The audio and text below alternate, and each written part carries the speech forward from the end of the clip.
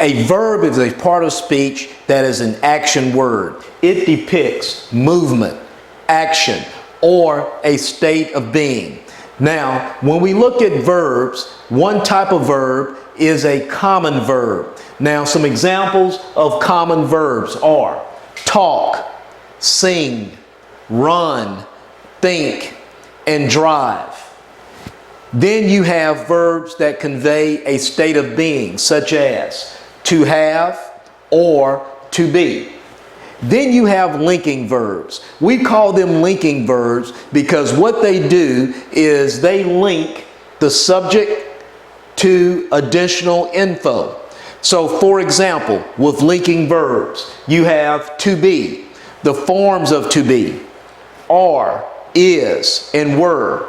Forms of to become, become, and became. For example, the horse became famous overnight. Another common linking verb, to seem, forms of to seem, seems and will seem. For example, Connie seems sad.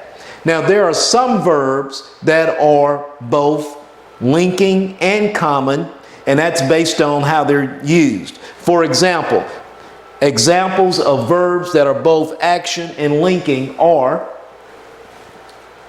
look, get, stay, smell, and feel. For example, smell being used as a common linking verb. The meat smelled funny, linking the subject meat with additional info, funny, describing the smell of the meat. Then smell as an action verb. He smelled the flowers.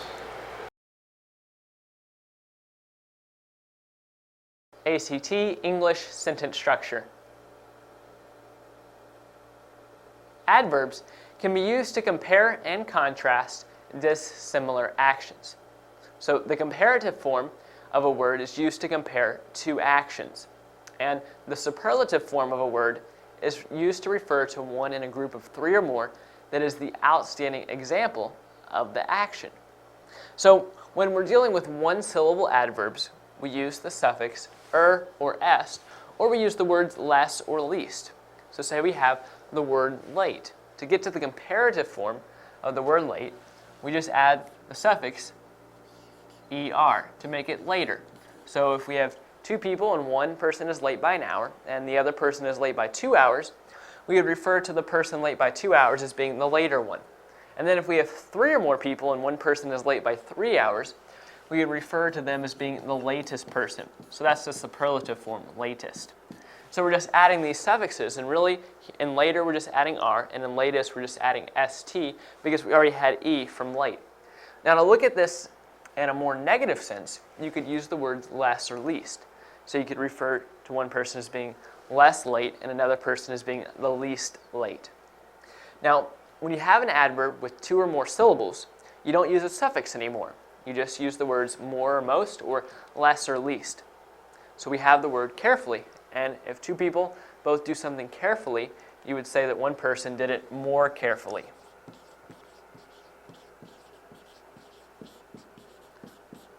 And you could also say that one person did it less carefully, depending on how you want to look at it. And then also with the superlative form, if you have three or more, you would refer to one person as doing it the most carefully. And then you could refer to the person who wasn't very careful as being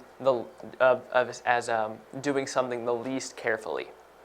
Now we do have something called irregular adverbs, and what I mean by irregular is that they're irregular in the way you form the comparative and superlative forms of the adverb. So for example, we have the word well. Now the comparative form of the word well is better, and the superlative form is the best. So as you can see, better and best aren't in any way close to the word well. And so you just have to be familiar with these irregular adverbs and be familiar with how to form the comparative and superlative forms of those words. So again, adverbs can be used to compare and contrast dissimilar actions. And we use the comparative form when we're comparing two actions, and we use the superlative form when we're comparing 3 or more actions.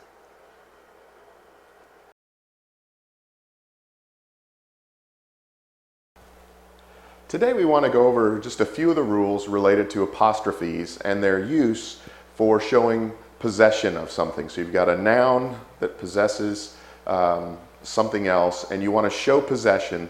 Sometimes it can be confusing to know where exactly to put that apostrophe. Before the S, after the S, do I add an extra S? And so we just want to go over not all the rules related to the use of apostrophes, but just a few of the select ones. And I've got them on the board here behind me, so we're going to go over those briefly. Once again, apostrophes related to possession, not apostrophes in contractions or things like this, but to show possession. If there is a plural noun that ends in S, the apostrophe comes at the end, and there's no need to add an extra S. So when we think of the plural noun students, meaning more than one, and we want to talk about something that belongs collectively to the students, like their hats, the way you would write it is the students, apostrophe, hats. You would not include an extra S. It wouldn't be the students, apostrophe S, students' hats. It would just be the students' hats. Next, then, you have a plural noun that does not end in S. In this case, the apostrophe comes after the word, and then you do add an S. So in this case, the plural for man is men, and you want to talk about the men's meeting. So you put the word men, apostrophe, S, and meeting. So in the first one, it's a plural noun that ends in S. You just put the apostrophe and you're done. And the second one, the plural does not end in S, so you add the apostrophe, then the S, and what's possessed. And then finally, if you've got a singular noun that ends you've got a singular noun, it ends with the apostrophe S, basically. So a singular noun, like our first one up here, we had a plural noun. The singular of students is student, and we want to talk about one student's hat. Then we put the word student, apostrophe S, hat. So it mimics this rule here, number 2. So a singular noun, you end with apostrophe S, the student's hat. For names that end in S, proper names, things like that, you don't have to add another S at the end, but it is customary to do so. So when you talk about the Joneses' house or Texas's weather, the way you do it is the word Texas, apostrophe S, weather. Now it would be fine, it would be acceptable if you just put Texas, apostrophe, weather, and people would know it means Texas's weather. And the same with Jones. The Joneses' house, you would put Jones, apostrophe, S, or you could put Jones and then apostrophe. Either would be acceptable, so it's not required to put the extra S, but it is customary. Now, you never use an apostrophe when you're just talking about like the Joneses themselves in the plural. The Joneses went to Africa. In that case, you put Jones and then ES. You don't put an apostrophe there at all.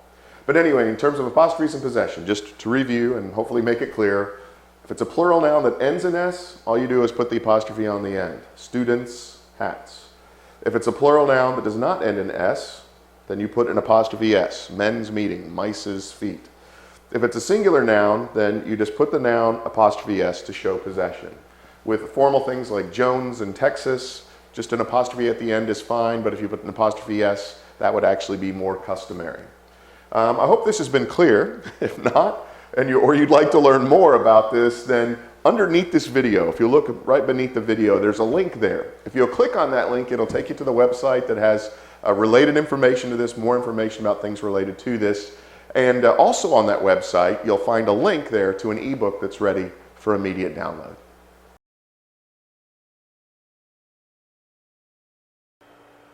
ACT, English, sentence structure.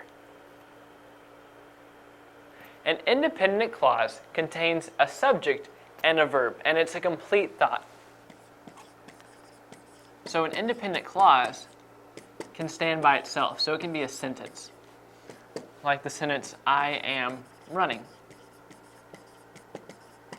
See here we have a subject, I, and then we have this verb phrase, am, and running. And so it's a complete thought. It can stand alone and be a sentence. Now sometimes independent clauses have other clauses grouped with them, but they can also stand alone.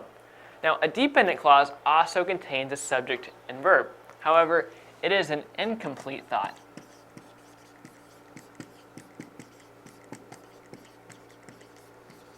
And so we can take this independent clause up here and just add the word because to it, and it becomes a dependent clause. Because I am running still has a subject and a verb, but now we have the word because, and so it's a dependent clause. It's not a complete thought. You can't just say because I am running. You need something to go with it, like because I am running, I can't come to the meeting. And so that would be a complete sentence. So that's what a dependent clause is. Now, a noun clause can be a subject, a direct object, which I will abbreviate DO, an indirect object, abbreviated IO, or an object of a preposition. So a noun clause can begin with WH question words like what, which, when, where, who, or whom, and question words like how or if. Now, an adjective clause modifies a noun or pronoun.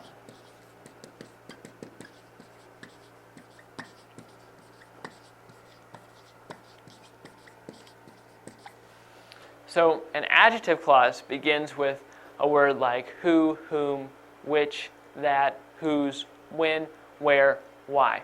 And it's going to follow the word it modifies. Then finally we have an adverb clause, which modifies a verb,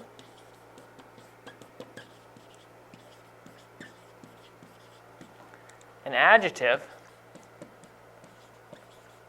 another adverb, or an object of a preposition. Now, an adverb clause begins with a subordinating conjunction, such as after, because, since, unless, etc. And an adverb clause answers the question when, where, why, how, or to what degree, or under what condition. So that's a look at some different types of clauses.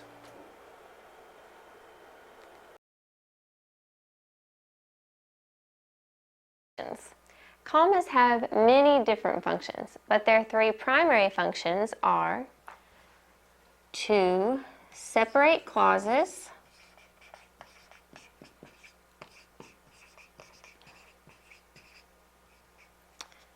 join independent clauses,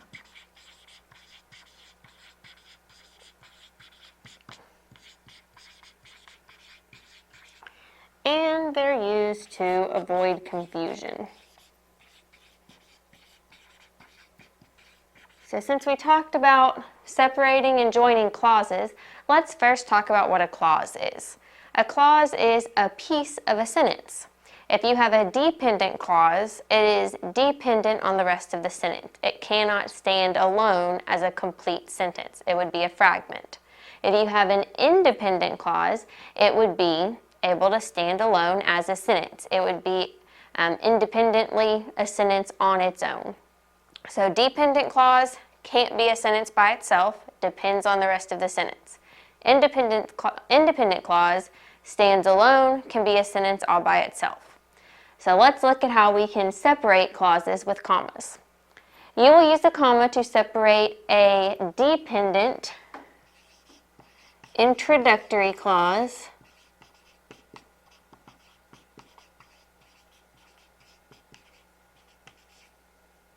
from an independent clause. So one way that dependent clauses are used is as an introduction to a sentence. For instance, before the game, Jimmy ate a healthy breakfast. We use this comma to separate the dependent clause.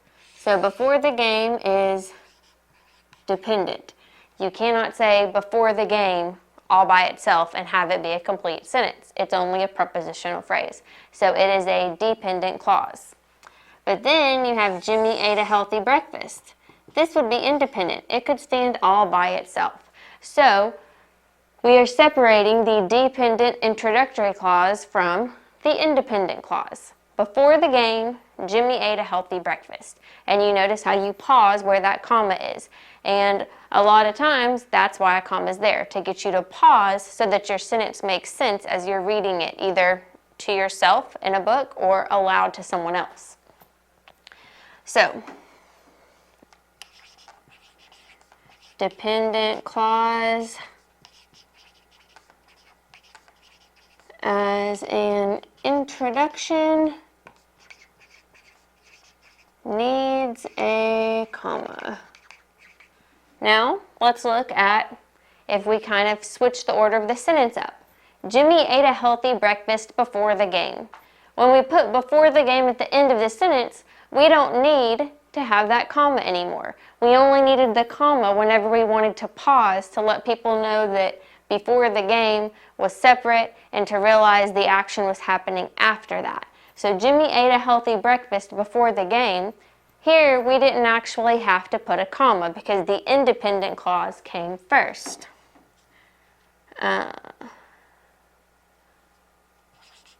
So we had our dependent clause at the end, no comma needed. Now this is in this situation. That doesn't mean there will never be a situation where you will have a dependent clause at the end that needs a comma. If you have several items in a series, you may still need a comma toward the end of the sentence. But if you're using an introductory phrase, if it comes at the beginning of the sentence, you need the comma. If it comes at the end of a sentence, generally you won't.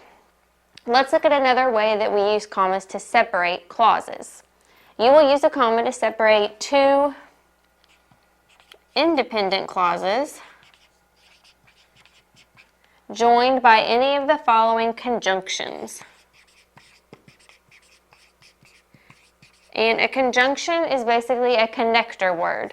And, but, or, for, nor, so, and yet are common conjunctions. If you have two independent clauses, that means two phrases in a sentence that could stand as a sentence on their own, and they're connected by one of these conjunctions, then you will need a comma to separate those two.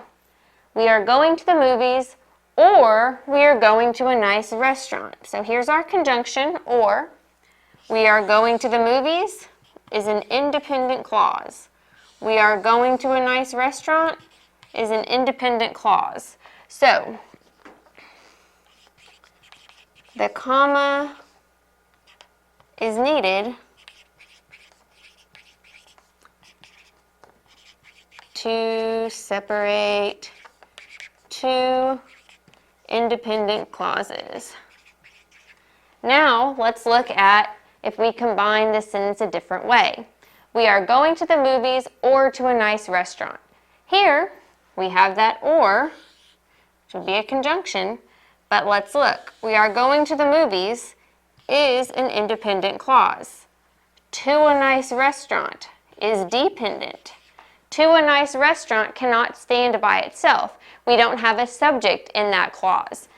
In this version of the sentence, we had we are going still included. So we still had a subject and a verb, so this was a complete thought all by itself. So it was an independent clause. It could stand as a sentence. To a nice restaurant is missing that. It's missing both your subject and your verb. It's not been made a complete sentence, so it's dependent on the rest of the sentence to make sense. So in this instance, we did not have two independent clauses.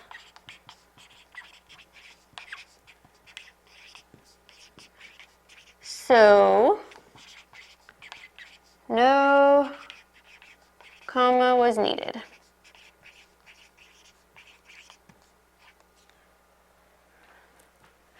Okay, now let's look at the second primary function of a comma. To join independent clauses, to avoid short, choppy sentences. So generally, whenever we are going to join independent clauses, we're doing it so that we don't have a series of short, choppy sentences. Now you're going to see that this might look a little similar to where we separated independent clauses. Sarah plays softball and Sarah enjoys swimming. Okay? And this one we had an independent clause, or a conjunction, and an independent clause. Let's look at the next version of this set of clauses. Sarah plays softball, runs track, and enjoys swimming. So Sarah plays softball. This is independent. Runs track is dependent. We have our conjunction, and enjoys swimming is dependent. Yet we still had those commas. And then let's look at the last version. Sarah plays softball, Sarah runs track, Sarah enjoys swimming. So all three of these are going to be independent clauses because they are complete sentences. But they're short, choppy sentences. Sarah plays softball, Sarah runs track, Sarah enjoys swimming. We keep hearing Sarah over and over, and these sentences are short. We can combine them to make it a smoother flowing sentence. So you could have two independent clauses joined by a conjunction like we did up here, and then you would use that comma to separate them. But you are still joining multiple sentences when you do that. So you're using those commas to separate the clauses, but you are using them to also join two sentences into one. So Sarah plays softball and Sarah enjoys swimming. So here we used our comma to join these two independent thoughts. Sarah plays softball, runs track, and enjoys swimming. Well, we had dependent clauses here, but we still had a conjunction. The reason we're going to put commas here is because you've got 3 or more items in a series. If you list 3 or more items or clauses, activities in a series, you're going to separate them with commas. So the reason we're using it here is to separate 3 or more items in a series. Here we were using it to separate 2 independent clauses. And then at the end we had no commas. We just had 3 complete sentences, which basically equaled 3 independent clauses. So we had to find ways to combine them. So we could combine all 3 into one sentence, and we could use our rule of using 3 or more commas in a series to join these different independent clauses, or we could use our rule of separating 2 independent clauses with a comma and a conjunction and keep 2 independent clauses instead of separating it up and making it dependent clauses but 3 different activities in a series. We could say Sarah collects bananas, apples, and tomatoes. We would have to put commas in that series too. Sarah collects bananas, comma, tomatoes, comma, and apples. So when you have 3 or more items in a series, you have to put your commas to separate them. This is going to be helpful when you're combining different ideas to be able to join independent clauses and in other instances. If you have just 2 sentences that you would like to combine, you can do so using a conjunction and a comma. As long as it's still an independent clause on each side, you will need that comma. Let's look at the third primary function of a comma.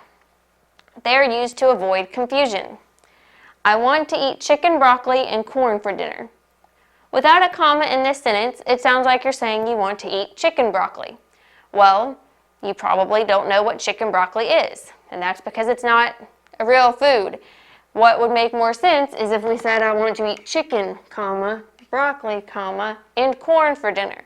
Then you would be telling someone you would like to eat chicken, broccoli, and corn. 3 items, not chicken broccoli, which makes chicken look like an adjective to broccoli.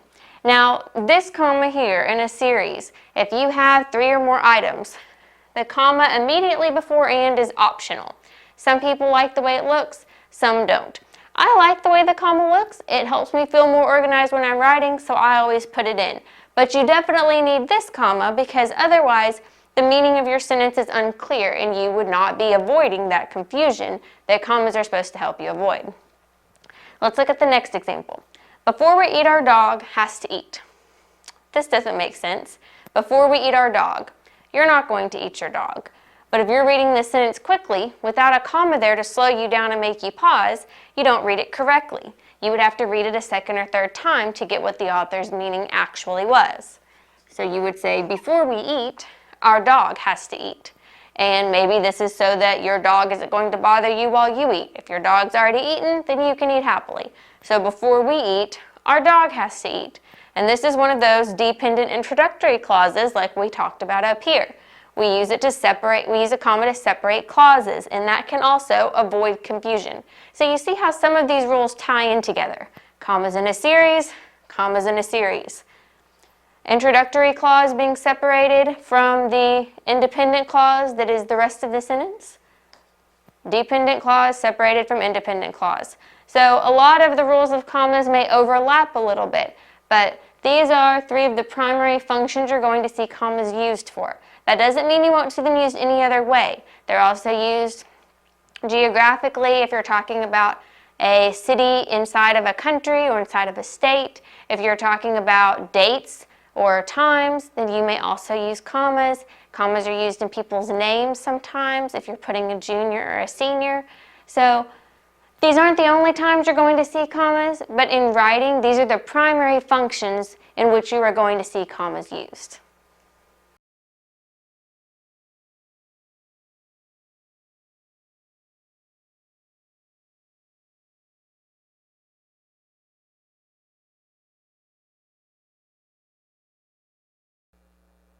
It is important that your writing is made up of complete sentences. In fact, it is essential that your writing only has complete sentences. So a complete sentence has a subject,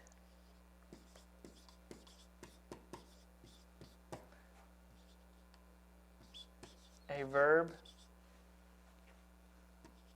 and it is a complete thought.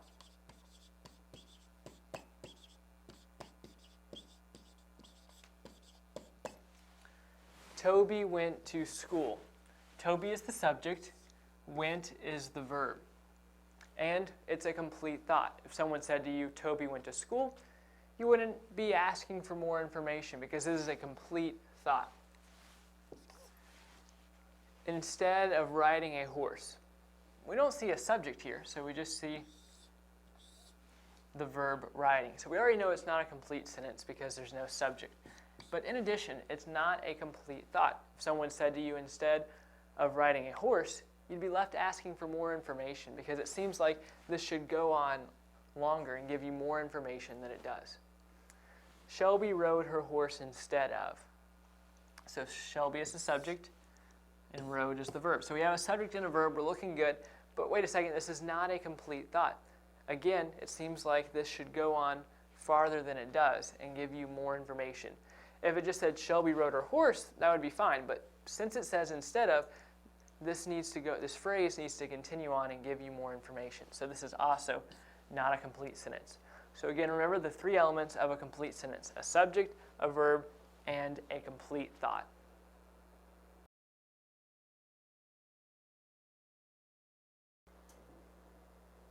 Many times in your writing, you will find that you have two short sentences that can be combined together. Now, in order to combine two sentences, they need to have the same subject matter. In other words, they need to be about the same things. You wouldn't want to have one sentence that's talking about a baseball game and another sentence that's talking about mowing the lawn connected together into one sentence. So the sentences need to be similar. So this first sentence says Joey will be at the park, and the second one says if he is not at the park, then he is doing homework. So these sentences are fine as they are, but we can combine them together because they're somewhat short and they're also talking about the same thing. So we have four different ways that we can combine these sentences. So let's take a look at A. Joey will be at the park and he will be doing homework. Now, the sentence is well put together. However, it changes the meaning of these first two sentences because up here it's saying Joey will be at the park, and if he's not at the park, then he's going to be doing homework. So he's either going to be at the park or he's going to be doing homework. It's one or the other. Here, this is saying that he will do both. So we know that's wrong. We go to B. Joey will be at the park before he does homework. We don't see that either because, again, this is saying that Joey's going to go to the park and do homework, and he's just going to do one or the other. We go to C. Joey will be at the park if he does homework. No, these two sentences don't say anything about him doing both. This is saying that he will be at the park if he gets his homework done. But remember, this up here indicates that it's an either-or situation. He's either going to be at the park or he's going to be doing homework. So we get to D. Joey will be at the park or he will be doing homework. This sentence right here combines these two sentences very well. It makes the two sentences mesh together very well into one sentence. That way, the reader only has to read one sentence instead of two, and it does not change the meaning of the first two sentences. That's key. You never want to change the meaning when you combine two sentences.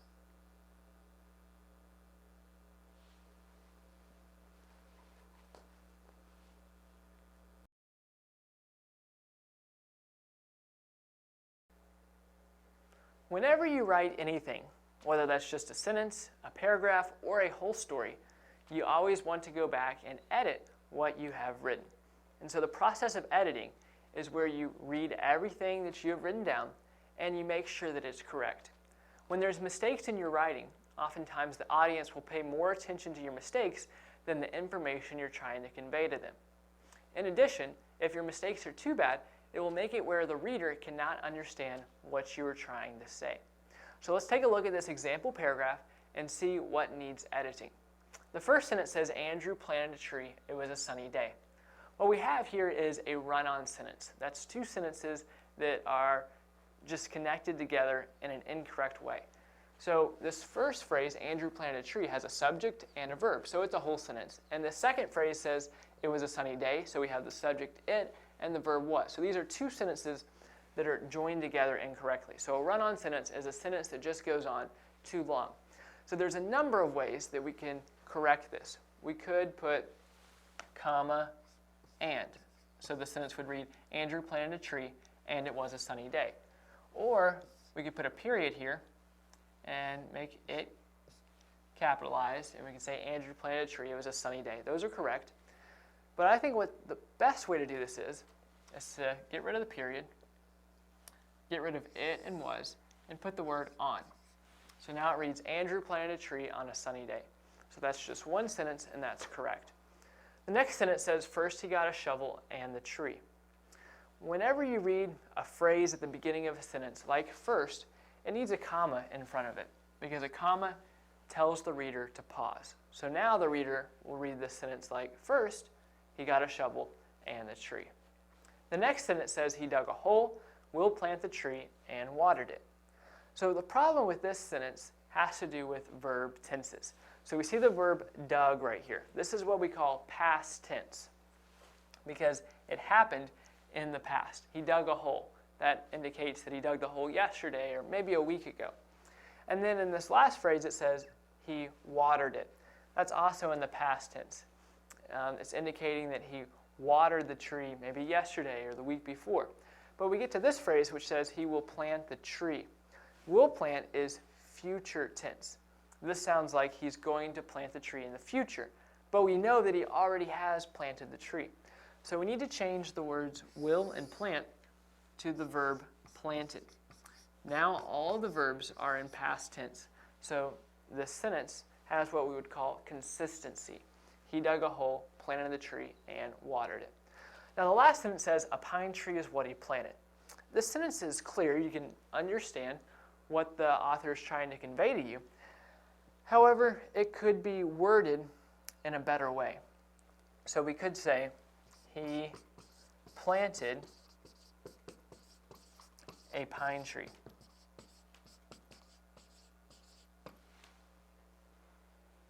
So these two sentences are saying basically the same thing, but this new sentence sounds better than this first sentence. So again, the process of editing is reading everything that you have written, and a lot of times it helps if you read everything out loud and you find any mistakes that you have made, and then you correct those mistakes.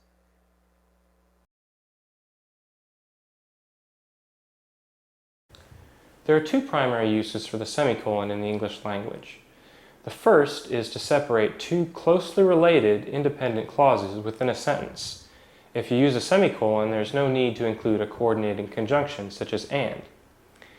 The second use for a semicolon is to separate items in a list when the items are long and complicated or contain internal punctuation such as a comma. Ordinarily, you would use a comma to separate items in a list, but if the items contain commas within them, it may be confusing to separate the items with a comma. So that's where the semicolon comes in. Here we have one example sentence for each usage. In this first one, we have two independent clauses separated by a semicolon. So each of these clauses could stand on its own as a sentence, but we've chosen to combine them into a single sentence, and we do so with a semicolon. It's proper to use a semicolon in this sentence because the two phrases, I went to the doctor and he told me I had the flu, are very closely related to one another. Hearing that you have the flu is a direct result of going to the doctor. You would not, for instance, be able to use a semicolon in a situation where your two clauses were, I went to the doctor, I scored a 99 on my exam, because they're not related in the same way that these are. So in order to use a semicolon to separate two independent clauses, the two clauses must be very closely related to one another. The second example was items in a list. So as you can see here, we've got three items, and they are city-state combinations. So you'll recall the proper way to list out cities and states is city, comma, state. So each item has an internal comma. So it could be confusing to try to separate them with commas.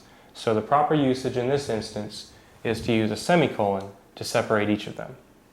So these are the two primary uses for semicolons in English.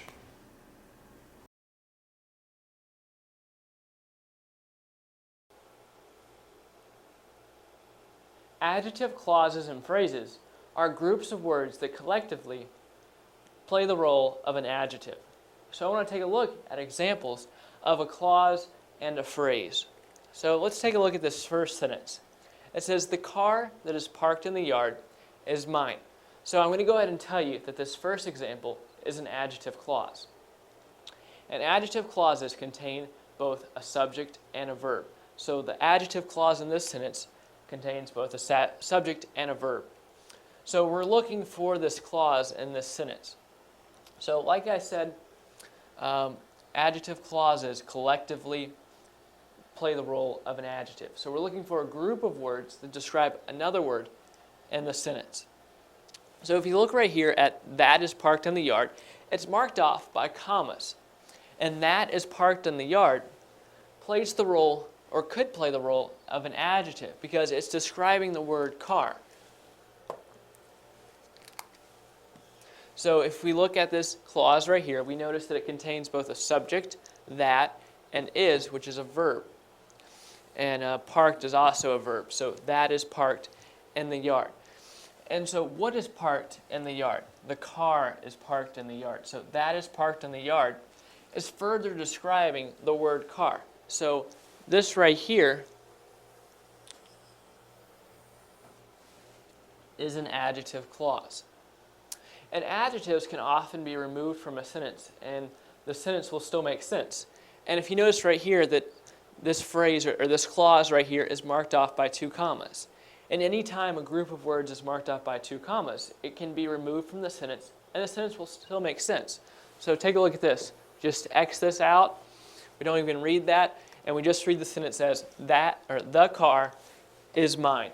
The sentence still makes sense without this adjective clause. And so that's another way to be able to tell that this is an adjective clause because it can be removed from the sentence. Now, we've talked about adjective clauses. So as you can guess, this next example is going to be an adjective phrase. The sentence is very similar to the first, except it's missing two words. So those two words are that and is. Instead of saying that is parked in the yard, the sentence just picks up with parked. It says parked in the yard. So let's read the sentence as a whole. The car parked in the yard is mine. So this right here is going to be the adjective phrase. Why? Because it doesn't contain both a subject and a verb. It's missing the subject, which is that, and the verb, which is parked. Well, parked is still in this phrase, which is a verb, but it's missing part of its verb, which is, and it's missing a noun, or it's missing its subject, that. So this phrase doesn't have a subject and a verb, so that's why we call it an adjective phrase, because phrases don't have both a subject and a verb. So parked in the yard is the adjective phrase, because there's no one word in here that's describing car, but collectively these words make an adjective phrase which further describe the word car. The car parked in the yard. So parked in the yard is telling you where the car is parked. So there you've seen a quick preview to give you a better understanding of what adjective clauses and adjective phrases are and how they can be used.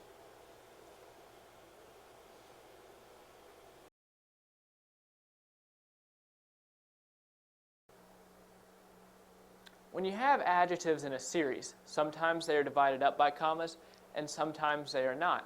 So I want to take a look at when you need to use a comma and when you don't need to use a comma. This first sentence says, an interesting blue box. Now you notice that interesting and blue are both adjectives because they describe box. But do you need a comma between interesting and blue? The answer is you do not, because there's a simple test you can use to decide whether you need a comma or not. The question is, can you use or can you insert and or but in between the two adjectives? So if we insert and between interesting and blue, would it make sense? Interesting and blue box.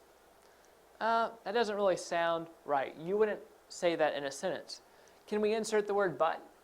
Interesting but blue box? That really doesn't make sense either. So since we can't insert and or but in between the two words, then we don't need a comma. So take a look at this next sentence. It says, a serious, kind man. Serious and kind are both adjectives describing man. And a comma separates the two adjectives. Why? Because try inserting and between the two adjectives. A serious and kind man. Well, that doesn't really sound right because serious and kind are totally opposite. So let's try inserting but. A serious but kind man. That would make sense. You could write a sentence using that phrasing. So we are going to put a comma in between these two words. Now, although that's a test to figure out whether we need a comma or not, that's not really the reason you need a comma or the reason you don't need a comma. The reason is there's a certain order that adjectives come in. And it's not very easy to describe what order those adjectives need to come in, but when you speak English for a little bit, you just get a feel for what order the adjectives need to come in. So basically, if you have adjectives that are alike, that are kind of describing the same attributes of something that the adjective is describing, then you need to use a comma. In other words, serious and kind are both observations someone can make about a man. They're very similar adjectives, so you need a comma. Now, in this sentence, interesting and blue aren't alike adjectives. Blue is describing the color. It's describing the physical description of the box. Interesting doesn't tell us anything about the physical description of the box. It's just an observation. So right here you have an observation and a physical description adjective, both describing box, so you don't need a comma. But here you have an observation adjective, serious, and another observation adjective, kind, used to both describe the word man. So serious and kind needs a comma. Let's look at another example, an exciting, interesting box. So here we do need a comma because you could say exciting and interesting box. That would make sense. Exciting and interesting are both observations. So both of these adjectives are very alike. So you use a comma. Now let's take a look at this example, a short, stubby tree. All right, let's try inserting the word but between short and stubby. A short but stubby tree. That doesn't really make sense because short and stubby are alike. Now let's try inserting and. A short and stubby tree. That makes sense. And so we need a comma. Why? Because short and stubby are similar adjectives. They both describe the size of the tree. They both describe the physical description of the tree. So the important thing to take from this is you need a comma when you can insert and or but between the two adjectives, and you don't need to insert a comma when you can't insert a comma between the two adjectives. And in this case, I'm only using two adjectives. Well, sometimes you may only have one adjective for a certain word, which that's fine too, and you don't even have to deal with the question as to whether or not to use a comma. And now sometimes you will have three adjectives for a certain word, and the same rules apply. You may or may not need a comma between the words. And when you get to have more than three adjectives, you are probably using too many adjectives. There may be rare cases where 4 or 5 adjectives are acceptable, but generally you're only going to have 1, 2, or 3 adjectives describing a specific word.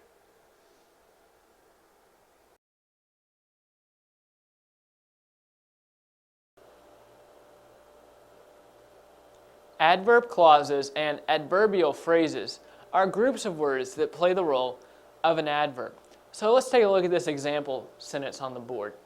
When I complete this task, we can go. Now the meat of this sentence, the subject and verb of this sentence, comes in the later part of the sentence. We can go.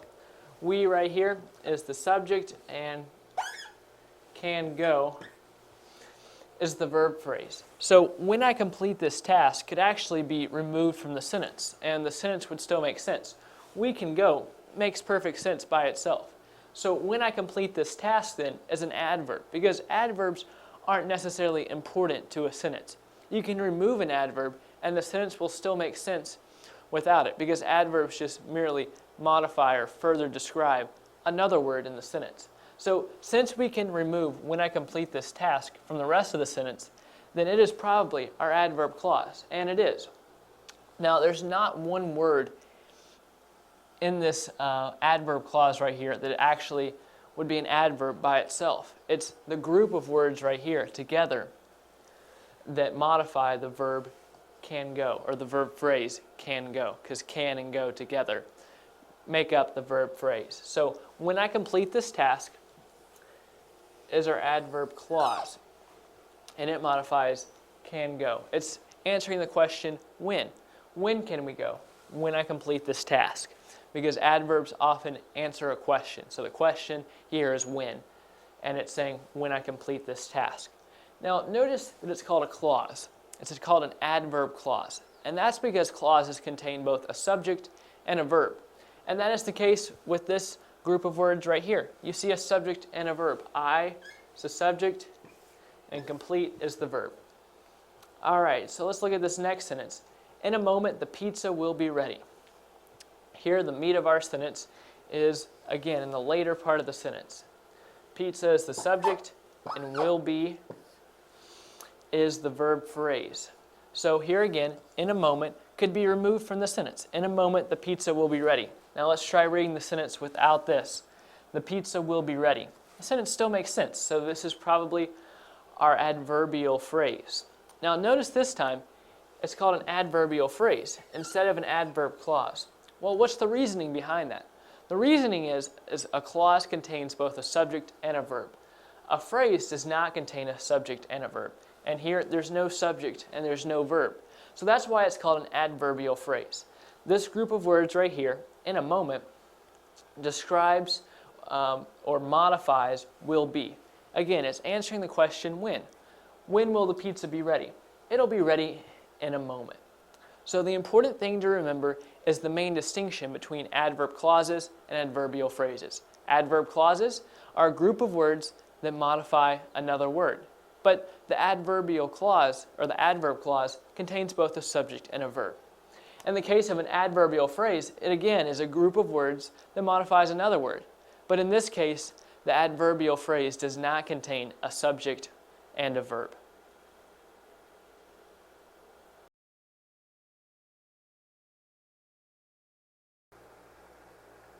Brackets can be used several ways in sentences.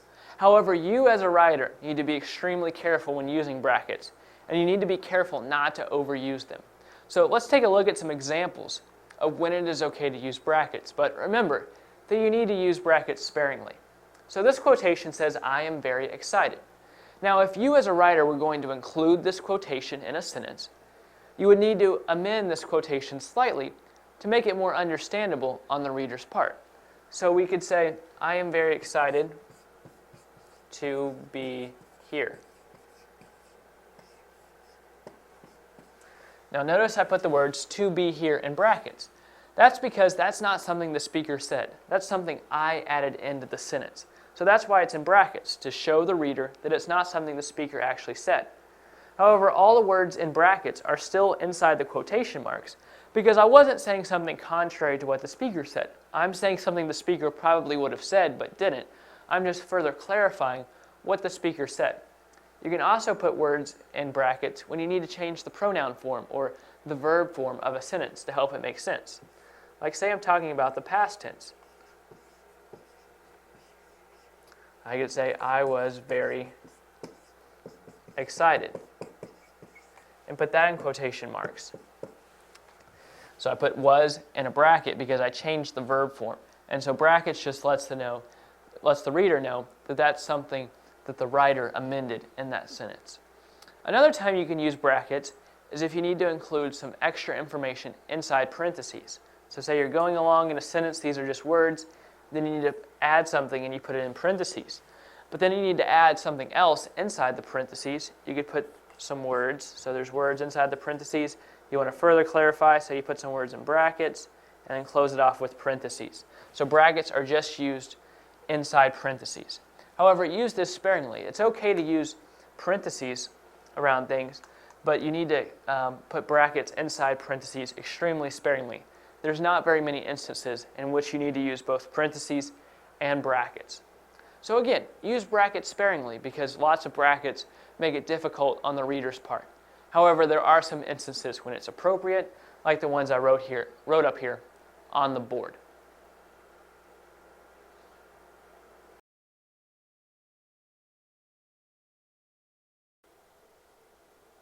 Choosing the correct adjective can sometimes be difficult, especially in certain confusing cases. One of those cases is whether or not to use less or fewer. That is the question. And a lot of people get this confused, so I don't want this to hold you up. Less is used when you're talking about things that aren't countable. Like you would say, there is less sand on this beach than the beach we were at last weekend, because sand's not something that's countable. You use fewer when you're referring to something that is countable. Like, there are fewer doors on this house than the last house we lived in, because doors is something that's very countable. Let's take a look at some examples. There are fewer people over here. People is something that's countable, so we use fewer. This sentence says there is less water in this river.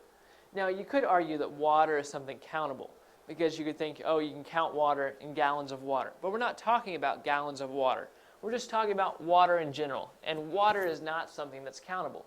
So we use the adjective less. There is less water in this river. Now, this next sentence combines cases in which we can use less and fewer.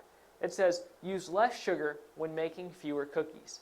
Sugar is not something that's countable. I mean, of course, you could count each individual grain of sugar, but overall, sugar is not countable. So we use the adjective less. And then we continue on to the sentence. It says, use less sugar when making fewer cookies. Cookies is something that's very countable, so we use the adjective fewer. Now finally, there is a case which makes this whole case kind of more confusing. When you're talking about something that contains a number, when you're talking about numerical things, you use the adjective less. So this sentence says, the shirt will cost less than $20. Now you may think that dollars is something that's very countable. It is, but to be grammatically correct, you use the adjective less. This shirt will cost less than $20. Or this purchase will consume less than 45% of my budget. If you're using a percentage or any kind of statistical or numerical thing in a sentence, you use the adjective less. So that's just a side note you need to remember. But overall, you use less when you're talking about something that's not countable. And you use fewer when you're talking about something that is countable.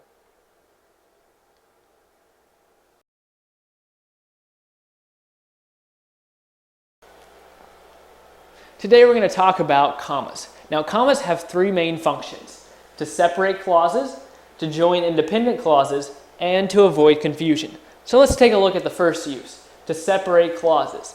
This is when you need to separate a dependent clause from an independent clause, as is the case with this sentence. Michael went to the beach after he got ice cream.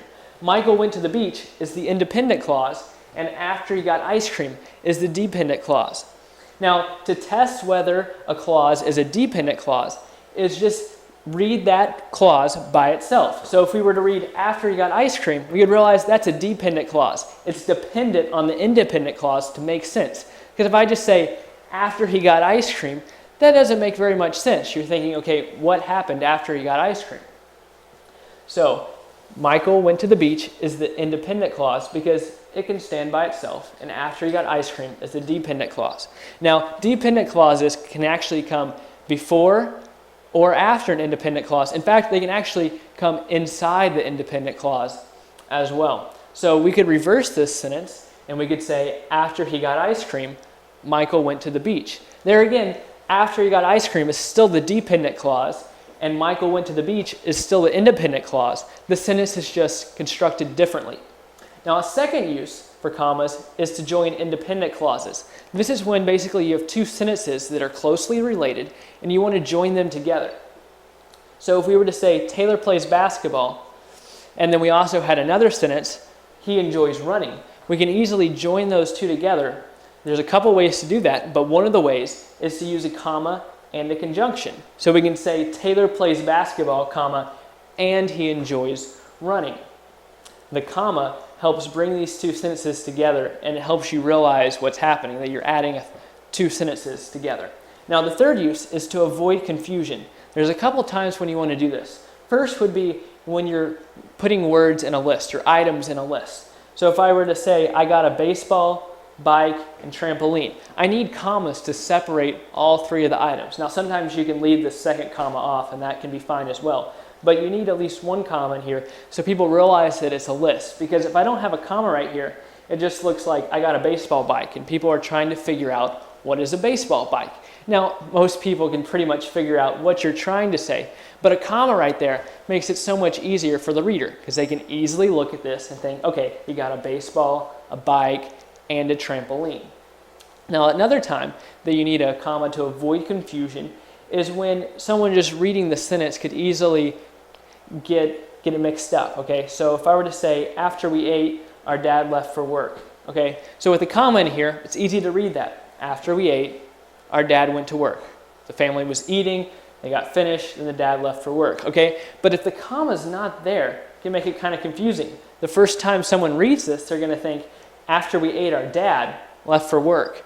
And so they're thinking, wait, they ate their dad? No, of course not. And a reader eventually, yes, is probably going to figure out what the person's trying to convey that wrote the sentence. But it makes it so much easier if you have a comma right here because it makes it so much easier for the reader to understand what's going on. And sometimes, in certain cases, if a writer leaves out a comma, it can make it very hard, almost impossible, for the reader to try to understand what the writer was trying to convey. And as a writer, anytime you're writing something, you want to convey things in such a way that people can easily read them and pick up what you're trying to convey.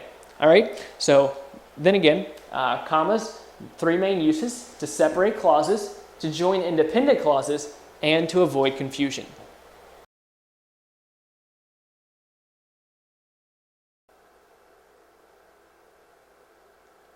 A complete predicate consists of both the verb of a sentence and the words around it, the words that modify the verb and complete its meaning.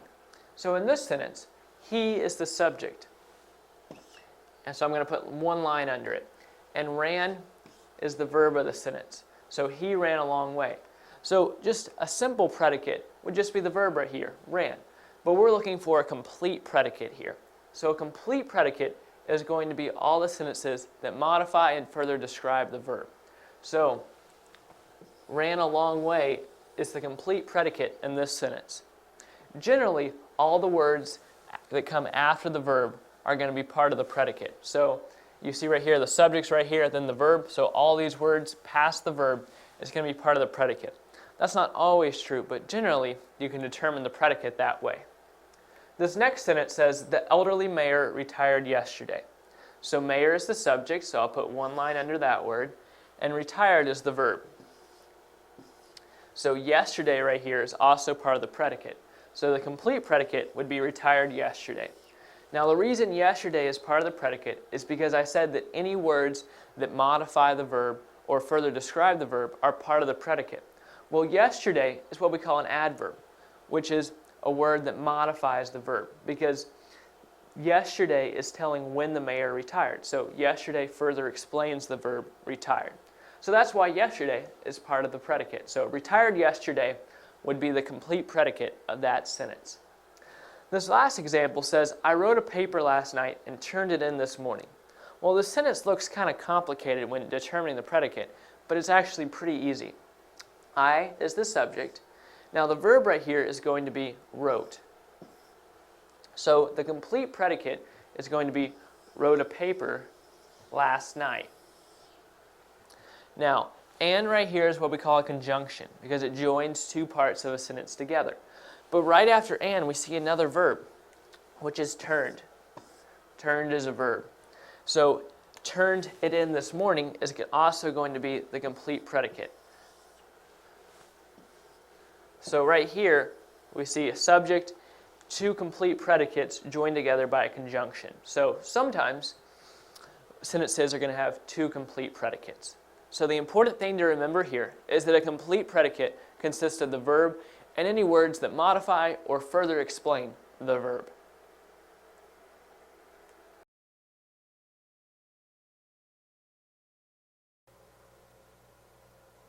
When writing, it's important to have consistency in your use of punctuation. So you never want to alternate punctuation. So say you start a phrase with a comma, you wouldn't want to end it with a dash. Now it's also important to use these types of punctuation in pairs, like such as dashes, parentheses, or commas.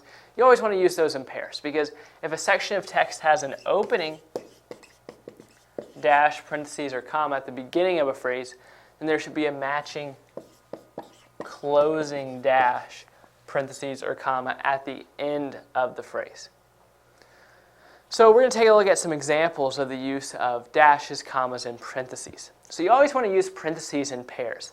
So here we see the sentence, after removing the fence, wear gloves, feed the pigs. So notice we have parentheses here and here. We wouldn't just use one by itself, or we wouldn't use parentheses here and a dash or a comma over here. The reason we have a comma here has nothing to do with the parentheses. It's just because we need to put a comma after this phrase, after removing the fence. So we always use parentheses in pairs. Now, we also always use dashes in pairs. Now, say we had two words like long-term projects. Here we would hyphenate long-term and put a hyphen right there. So a hyphen is different than a dash, but to us they often look the same and we kind of get them confused. So right, with a hyphen, you're just going to use it by itself there. But with a dash, you're always using it in pairs. But I just wanted to point that out so I didn't confuse you. So here we have the sentence, the two guys wearing hats, Brian and Andrew, play football. So we have a dash here, setting off Brian and Andrew, and then we have another dash to end it. And then with use of commas, sometimes we need to use them in pairs. As a general rule, we do use them in pairs. So like after the game we went to eat, notice we only have one comma. But let's go ahead and look at this sentence. My friend, the guy in the green shirt, plays baseball. And I need a period right there.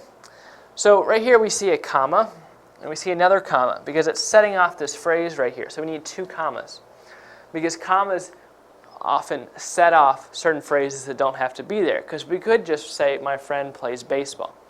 But we use two commas here. Now the reason we only use one is because technically the other comma would go before after, because we could just say we went to eat, but we're adding in after the game.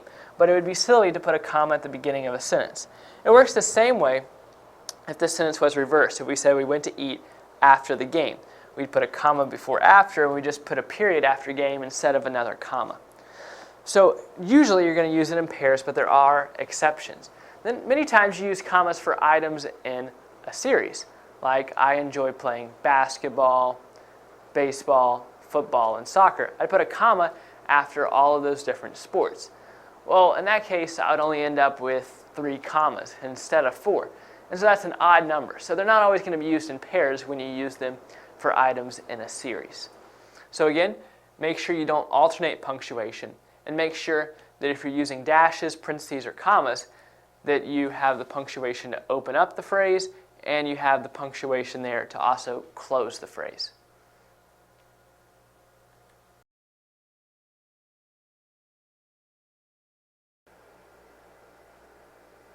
Dashes have two main functions. One, they can be used in place of commas in order to set off a certain part of the sentence. Or two, they can be used to show a pause in a quotation. So let's take a look at the first use. Two states on the West Coast, Washington and Oregon, have amazing weather. So right here, Washington and Oregon could be omitted from the sentence. So try reading the sentence without Washington and Oregon in the sentence. Two states on the West Coast have amazing weather. That sentence still makes perfect sense. So Washington and Oregon is just extra information. So what's one way you can set off additional information? Through the use of commas. So we could just put a comma right here after coast and a comma right here after Oregon. But in this case, the writer chose to use two dashes.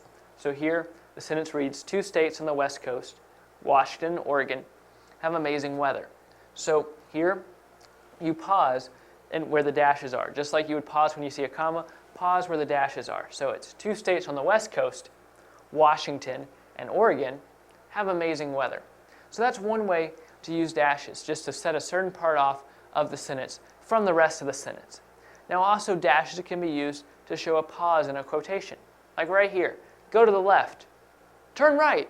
So right here the speaker is telling the driver to go to the left, and then they pause for a second and realize that they actually need to go to the right, so they're saying turn right. So the dash right here is showing that the speaker thought for a minute, because otherwise the sentence wouldn't make sense without the dash, because the sentence would just read, go to the left, turn right. So the dash is needed here to show the reader that the speaker paused, thought about it, and then changed their mind. A dash can also be used at the end of the sentence if a speaker suddenly stops what they are saying. So it could be like, I was headed this way, then there's a dash, and then it could be Jim froze in fear when he saw the bear. So dashes can also be used at the end of a quotation. So just remember the two main ways that dashes can be used. Dashes aren't used very often, so use them sparingly and only when needed.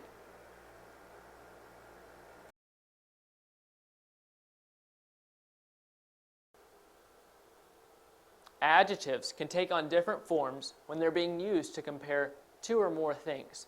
Let's take a look at this example on the board. We have the word fast. That is an adjective in its most basic form. So if we were going to compare two things to each other, we would use the adjective faster. So an example of this adjective right here, fast, would be saying, look at that fast person. Now, if we were comparing two people, Jim and Steve, we would say Jim is faster than Steve. You wouldn't say Jim is fast than Steve. You would say Jim is faster than Steve, because you're comparing two people. So we're going to call this form of the adjective the comparative form. And you can do this with other adjectives besides fast. You could use tall and then taller, or pretty and then prettier. So we call this the comparative form, and the comparative form is generally found by adding er to the adjective. So this is fast right here in its basic form. Then we add er to it to make it faster, and it's in its comparative form to compare two people or two objects. So you could say that car is faster than the other one. Now, let's look at the word fastest. We changed fast into fastest by adding est. This is the superlative form of fast. The superlative form is used when you're comparing three or more objects or people. So you could say Jim is the fastest runner on his track team, because there's many athletes on his track team and he's the fastest. Or you could say this is the fastest car that this dealership sells. It's used when you're comparing three or more things. So remember, that's called the superlative form. Now let's take a look at this played out in some sentences. So this first sentence says, she is a kind person. Kind is the adjective here because it's describing person. Now, if we want to look at the comparative form of kind, we would add er to it to get kinder. So when we're comparing her to her sister, we would use kinder. She is kinder than her sister, or she is a kinder person than her sister.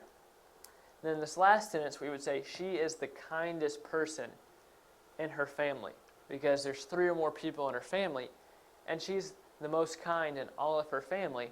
So we would say kindest, because it's comparing 3 or more people. Now, like I said, to get the comparative form, you add ER to the adjective. And to get the superlative form, you add EST. Now, sometimes adjectives are not always that easy. There's some words which we call irregular pronouns. Take the word good, for example. Like, he is a good piano player. Now, if you say that he is gooder than he used to be, in other words, he's improved, you wouldn't say he is gooder than he used to be. That doesn't make sense. The next word would be better. He is better than he used to be. Or he is a better piano player than John. Now, if you wanted to say he is the bestest player he has ever been, that doesn't make sense either. You would say he is the best player that he has ever been, or he is the best player out of all of his brothers. So you see here that even in this comparative form and superlative form, even though this is kind of irregular, ER still exists in the comparative form like it does with the word faster, and EST still exists in the superlative form like it did in fastest. Now let's look at one more kind of funny word. We have the adjective happy. Now if we want to change this to the comparative form, we can't leave the Y. We have to change the Y to an I. So if we write it like that, it does make sense. Happier. And then the superlative form would be happiest. Because if you left this I right here as a Y, that wouldn't be grammatically correct. It needs to have an I right here instead of a Y. So the important thing to take from this session is that you have an adjective in its regular form, which then can be changed to the comparative form when comparing it between itself and one other thing. Like when you're comparing 2 people or 2 objects, you use the comparative form. And when you're comparing 3 or more people or objects, so if you're comparing 3 people to see who is the fastest, then you use the superlative form. Or if you're comparing 25 people to see who is the fastest, you still use the superlative form.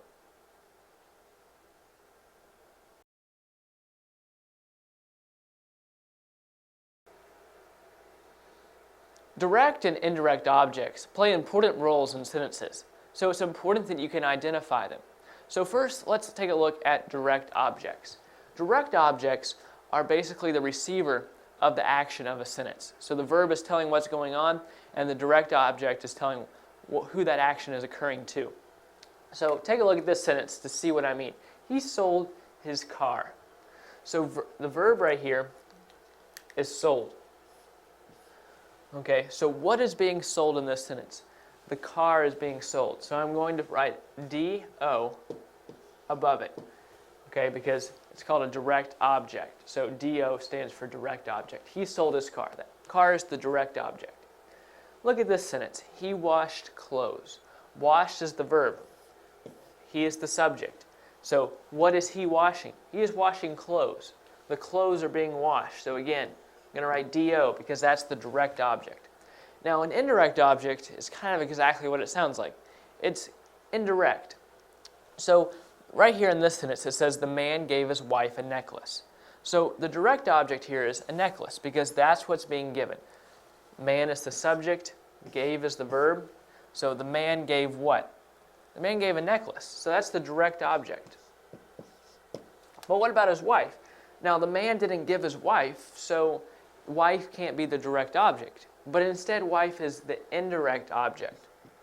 Why? Because the wife is receiving the necklace from her husband. Look at this sentence. The sun gave my skin a sunburn. So what's the direct and indirect objects here? Well, the direct object can't be my skin because the sun isn't giving my skin. The sun is giving a sunburn. So sunburn is the direct object.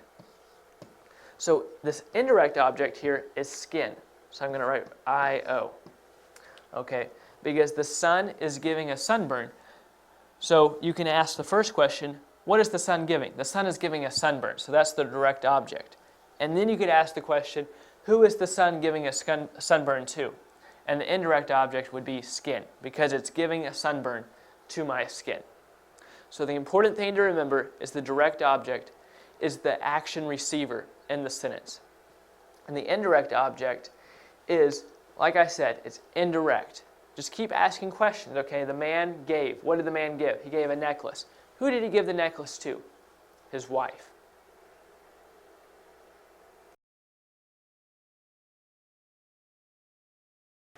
Drafting a thesis statement. The thesis statement expresses the main idea of a composition. It should encompass every idea, detail, and argument in that one thesis statement. It should all relate in some way to the thesis. So your thesis isn't going to list out all of your arguments and details that you're going to have in your composition, but it should relate in some way to all of them. A thesis can be kind of tricky because you want it to be general enough to encompass everything that's going to be in your paper, but specific enough that the reader knows what your main idea is. It should be a short declarative statement, but it should not be vague. It needs to be specific. It can't just be a general subjective sentence that doesn't really tell the reader what's going on. The thesis statement should suggest the content of the rest of the piece so the audience knows what to expect. And if you're too vague, the audience isn't going to know what to expect. So you have to be specific without being too specific, and general without being too general. So I'll give you a few examples so you can see how to balance these things and draft an effective thesis statement. The principal is basically a nice guy. It tells you the principal's nice, but there are lots of things you could talk about that would make the principal a nice guy. This is a pretty vague statement, so let's improve upon that. Let's get more specific and give the reader more of an idea of what the content of your piece is going to be. The principal's policies demonstrate his care for students. So now, the reason we think he's a nice guy is because it's obvious that he cares for his students based on his policies. So we're not talking about the principal being a nice guy because he coaches Little League or he just says hi to you in the hallway. It's because he has policies at school that show that he cares about his students. So this is an effective thesis statement. This is a good one. This one is too vague. We had to get more specific. So let's look at another example. Dogs are good pets. Well, not everyone's going to think that, but at least if you give them more information, they may see your side of things. Saying dogs are good pets is still really vague. You need to get more specific. Why do you think they're good pets? But don't get too specific because you want your main idea to be in your thesis statement, but you don't want all the supporting details to be there. You want to save those for the body of your paper. So let's look at this as if this is an effective thesis statement example. Changing dogs are good pets, which is still too vague, to something more effective. Because of its sense of loyalty, its ability to be trained, and its good companionship, a dog is the perfect pet for me. Now, this thesis does actually tell you what your main subtopics are probably going to be. You'll probably have a body paragraph talking about a dog's sense of loyalty, another one about how easy they are to train, and another one about how they are good companions. This kind of thesis statement is also okay because it gets specific, but not too specific. It tells what your subtopics are going to be, what your supporting overall ideas are going to be, but it doesn't get into every detail and argument that you're going to present in your composition. So this would be another good example. So one of the main things to remember when writing your thesis statement is to include the main idea of your paper, Let the reader understand what they should expect from the rest of your paper, but don't be too vague or too specific. Try to focus on a short declarative statement that tells the overall idea of your paper without giving it all away.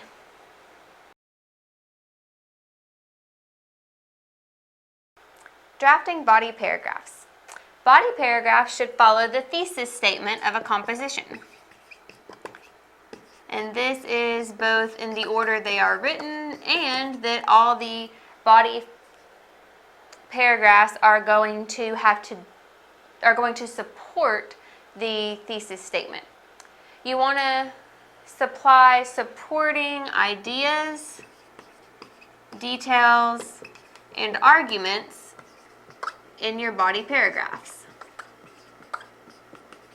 And many writers choose to start with the body paragraphs. And this is because they know what they want to write about, or they at least have some ideas, but maybe they don't have their thesis in mind yet. They haven't refined a thesis statement yet. So many writers will write out all of the body paragraphs first. They'll get their ideas down on paper and develop a thesis statement from that, which works out perfectly because your body paragraphs are supposed to follow and support the thesis, and the thesis statement is supposed to encompass all of your body paragraphs. Each paragraph that is a body paragraph should express a single supporting idea. You shouldn't have multiple supporting ideas in one paragraph. Pick a main supporting idea and then give more details about that one. Back up that one single supporting idea within that body paragraph. Usually, you will find the supporting idea at the beginning of the paragraph. The writer will let you know right away what their supporting idea is that they're presenting in that body paragraph. Now, sometimes the writer will save it for the end of the paragraph as a dramatic gesture, or it might be in the second sentence if the first sentence was used as a transition between body paragraphs.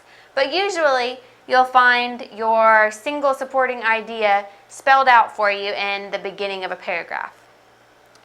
However, all sentences in the body paragraph should support both the main idea of that paragraph and the thesis statement of the essay as a whole. So whenever you're writing your body paragraphs, every sentence should still be supporting that main idea, that single supporting idea of the paragraph, and it should be backing up your thesis statement. Now, your thesis statement was supposed to be broad enough to encompass everything that you're going to write about, so your body paragraphs should be able to support your thesis statement without specifically restating it. And each body paragraph should not repeat the thesis statement. You don't want to repeat your thesis statement over and over throughout your paper. What you want to do is state your thesis statement in the introductory paragraph. All your body paragraphs should be supporting that thesis with details. And then in your conclusion, you don't want to repeat the thesis statement, but you want to echo it.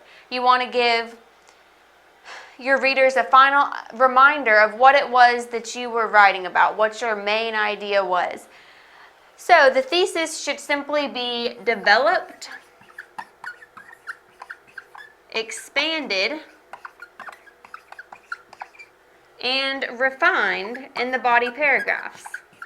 The body paragraphs are simply there to be that. They're the body of the essay. They're the meat of it. That's where you're getting all your details from. The thesis tells you what you're going to be writing about. The body paragraph is where you're actually writing it. You're giving all those details. So most of your information is going to be found in your body paragraphs. So just remember, when you're drafting body paragraphs, get your supporting ideas in there, but stick to one single supporting idea per paragraph and make sure that every supporting idea is supporting that main thesis statement.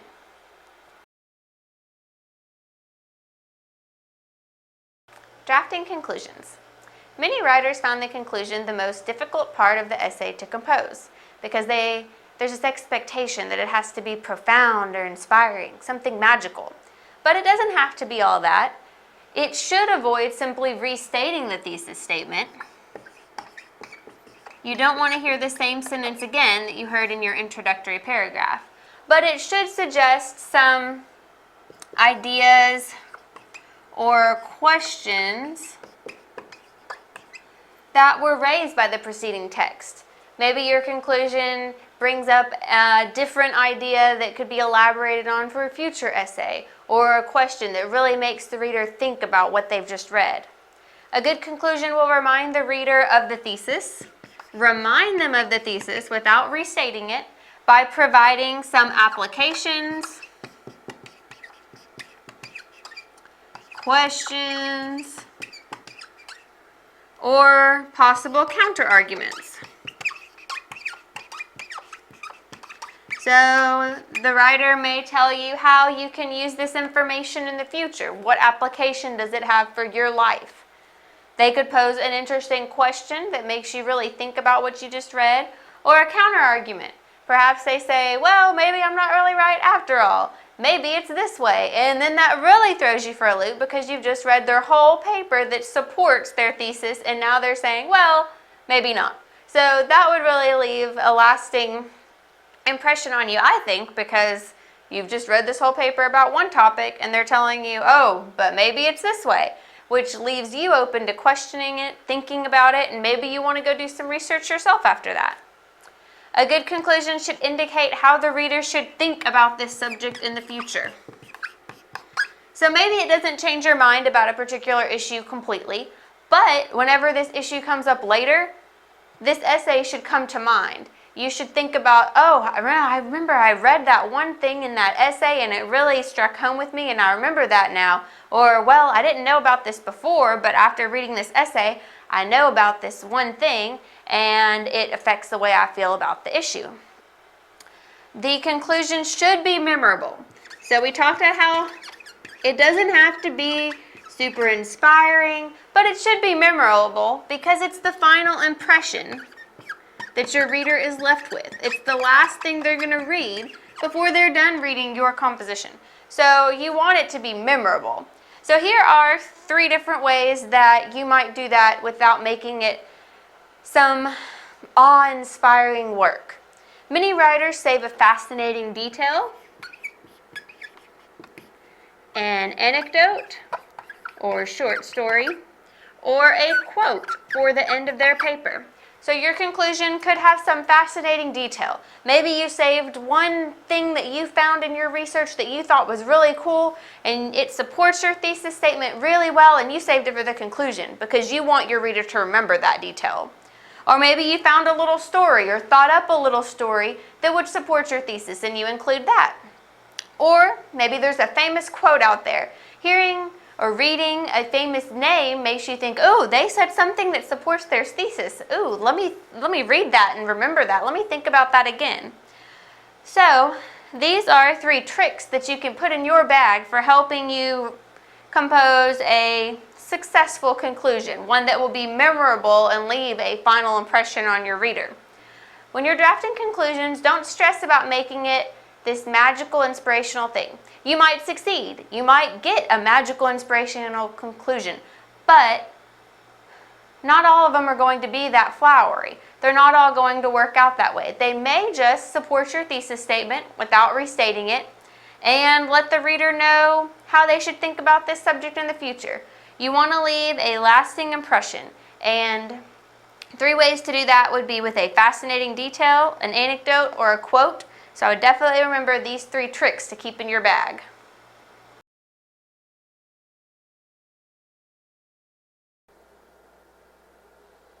The exclamation point is used to show strong emotion.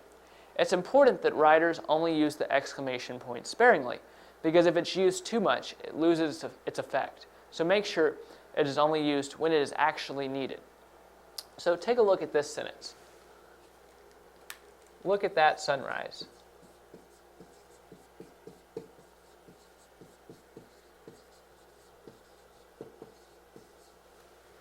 So basically here it depends on how the writer wants to convey this sentence. Or say this is a quotation, it depends on how the speaker said it. So if the speaker said, look at that sunrise, we would just put a period at the end. But if the speaker said, look at that sunrise, then we would put an exclamation point or an exclamation mark, as it is often called. Exclamation points can often be used after one word, like wow, look at that sunrise.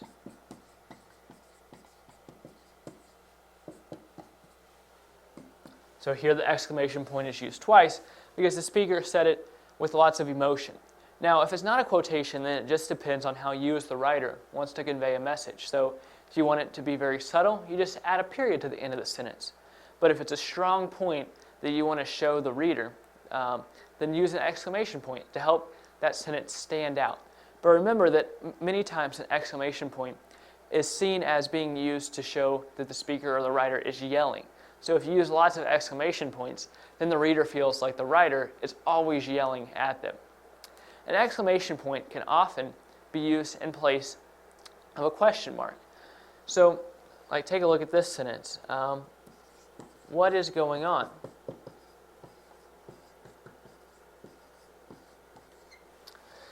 So here, generally, you would put a question mark because it's a question. But if the speaker said it like, what is going on, or the writer wants to convey that strong emotion, then you'd put an exclamation point in place of the question mark. So again, make sure that the exclamation point is used appropriately and not too often so that it does not lose its effect.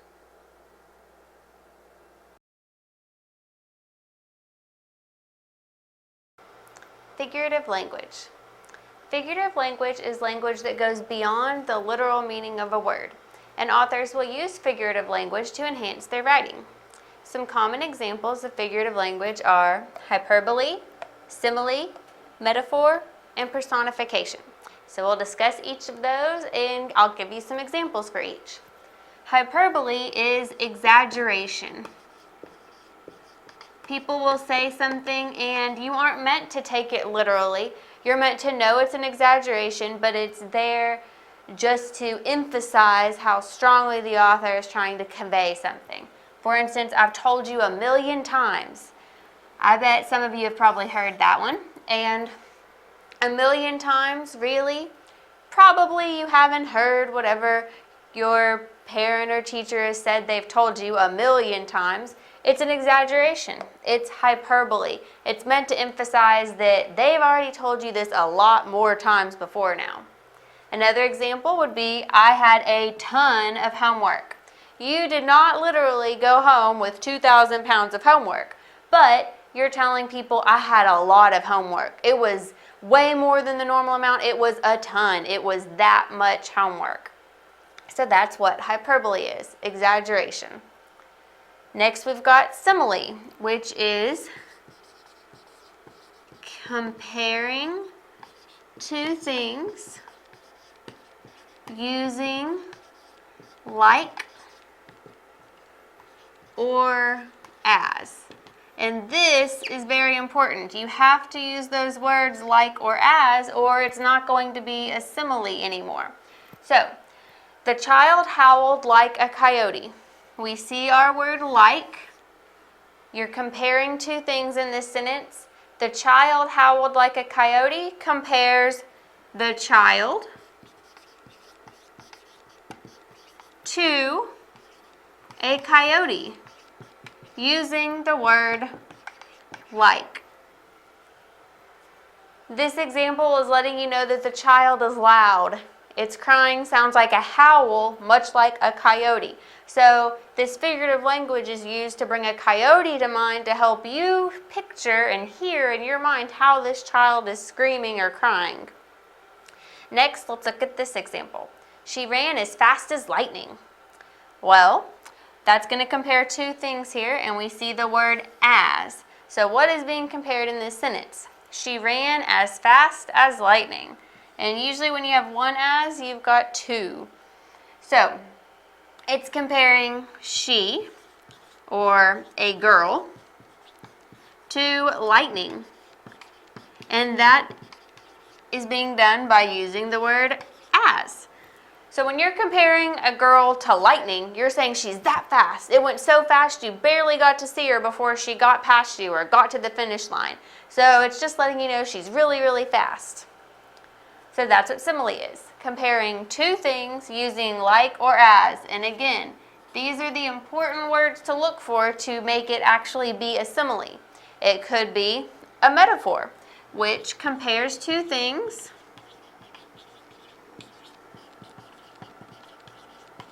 without using like or as.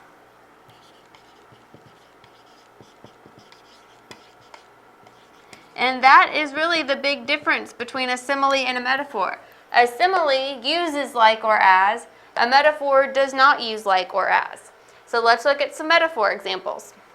She was lightning running down the track. So this sentence is very similar to this one. They're both comparing she or a girl to lightning. They're both saying this girl is really fast, but this one just says she was lightning.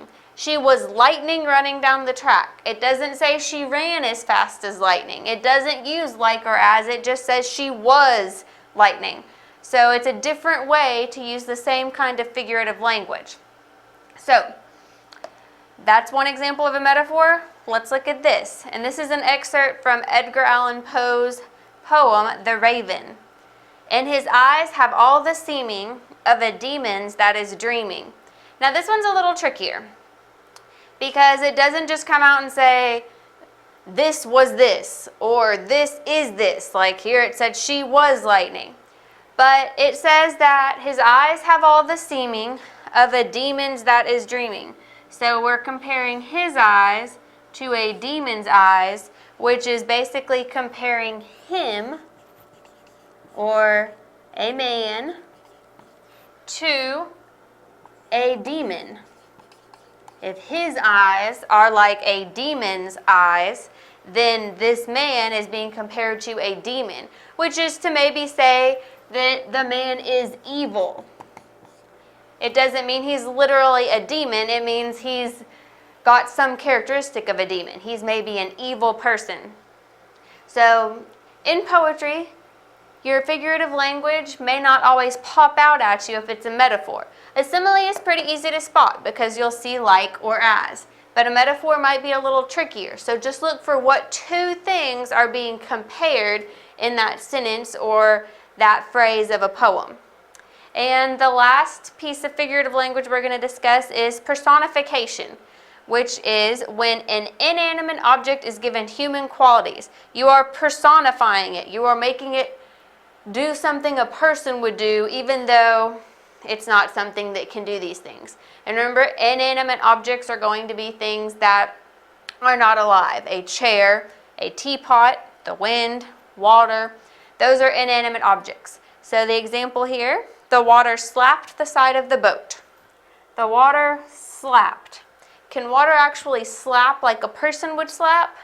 No, but it makes you think of the action of slapping and the sound you might hear with the slap whenever you picture this water slapping the side of the boat. And that's why they're using this particular word and personifying the water.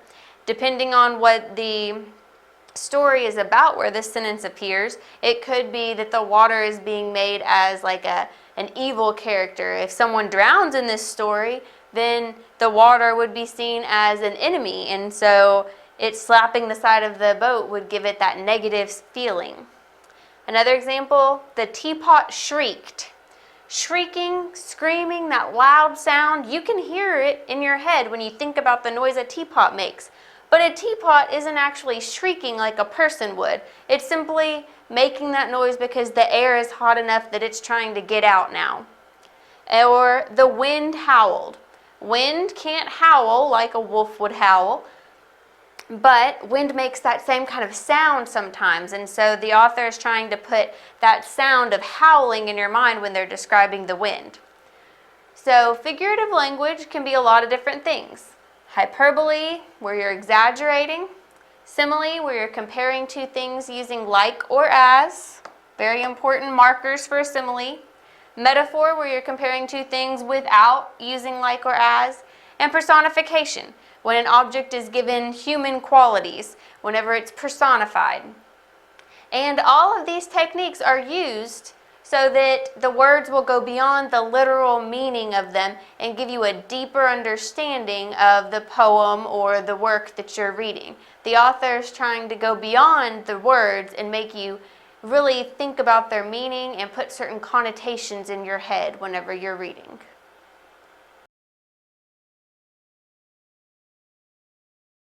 Fragments and run-on sentences. A fragment is an incomplete sentence or thought that cannot stand on its own. And it can't stand on its own and is incomplete because it's missing either a noun or a verb. So let's look at some examples of fragments.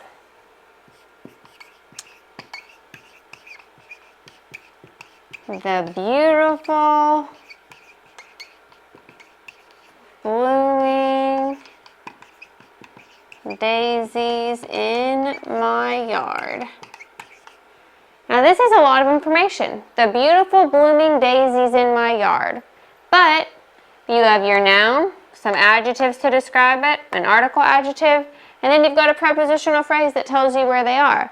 But you're missing something. You're missing the verb.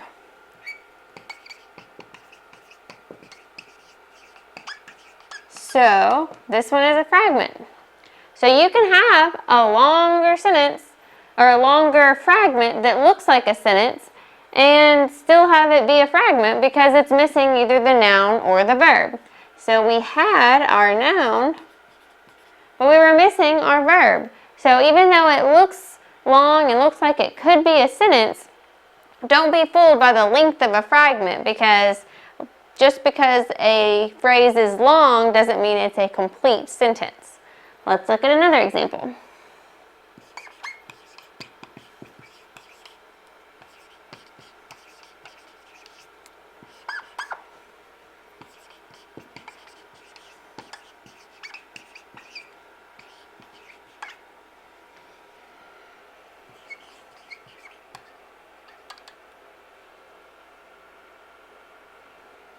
Waited all day at my house for you.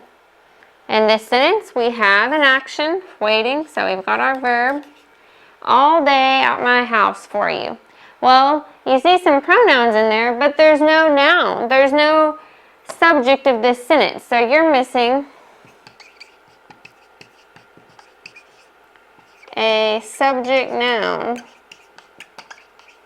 in this one. So it's still a fragment. You've got the verb part, you've got the predicate part of your sentence, but you don't have the subject part. So this is a fragment. It is not a complete sentence. So when you're looking for fragments, look for either a missing verb or missing noun, because if you're missing one of those, then your fragment cannot stand on its own and will not be a complete sentence. In your writing, you'll need to revise these, and often you can just add a little bit to a fragment to make it a complete sentence. The beautiful blooming daisies in my yard look so nice this time of year. Smell wonderful. Are going to win the contest. You can finish the sentence in any way. Waited all day at my house for you. You could say, we waited all day at my house for you. I waited. My mom and I waited. It's a little bit more limited what you could put at the beginning of this sentence because we've got my and you for pronouns down here, but you still have options and you could easily turn this fragment into a complete sentence. Now let's look at run-on sentences. A run-on sentence is a sentence that should be written as two sentences. It's too long. It contains too much information and is confusing to the reader. And if it's running on and on and on, then it's likely there's not correct punctuation and there's too many nouns and too many verbs crammed into one sentence. So you need to break it up so that you've got separate complete thoughts and it's easier for the reader to understand. Let's look at these examples of run-on sentences and then correct them. I couldn't believe it when I heard that there were going to be thunderstorms tomorrow. I was planning on having a barbecue outside to celebrate summer. This is a lot of information, so we need to see where one thought ends and another one starts so that we can split it up. I couldn't believe it Well, we want to know what she couldn't believe. I couldn't believe it when I heard that there were going to be thunderstorms tomorrow. So all that is one thought. So we're going to separate this and put a period, and we would need to capitalize the next letter, but since it was I, it was automatically capitalized. I was planning on having a barbecue outside to celebrate summer. Now we have two complete sentences. They're separate, it's not too much information in each sentence, and it's not going to be confusing to the reader. I couldn't believe it when I heard that there were going to be thunderstorms tomorrow. I was planning on having a barbecue outside to celebrate summer. So now, it's not so confusing. It doesn't just run on and on and on. We didn't have so many subjects and so many verbs in one sentence. Now we've separated it out and made it easier for the reader to understand right away. Let's look at our next example. John and Mary had so much fun they went to the fair and rode rides and ate cotton candy. Now this one, we need to find where we need to split it up. We have another run-on sentence. We've got a lot of actions, but we need to see where we could split it up to keep the subject and verb of one sentence and the subject and verb of a second sentence and make it two complete sentences. We don't want to split it up incorrectly and leave a fragment somewhere. John and Mary. Let's look at what they did. John and Mary had so much fun, they. When we get to they, that's a new pronoun. That's a new subject. So we should stop there.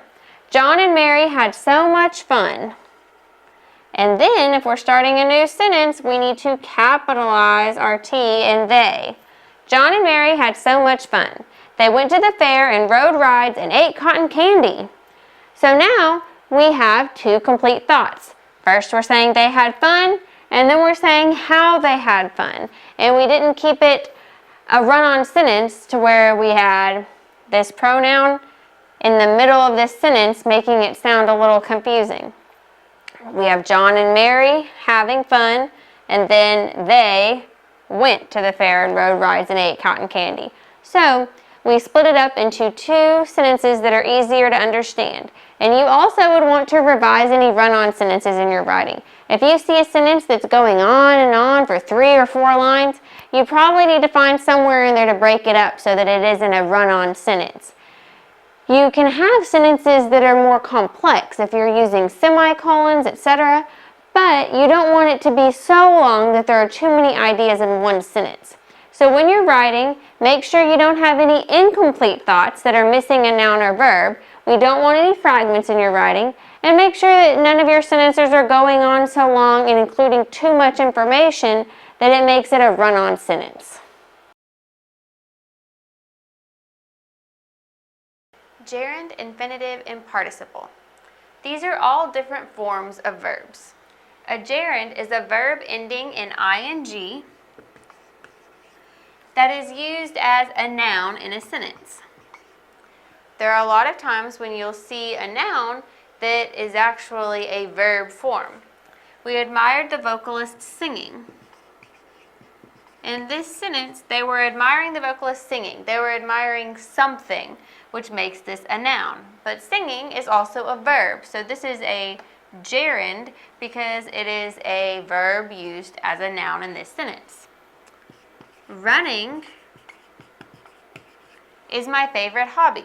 Running is also a verb, but in this sentence, running is the noun. This is my favorite hobby, this thing. So running is a gerund in this sentence.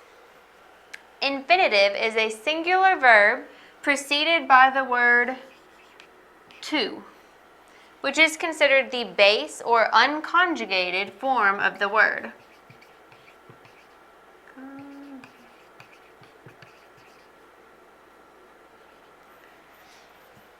So, let's look at some examples. She loves to sing. So this is the infinitive form of the verb sing.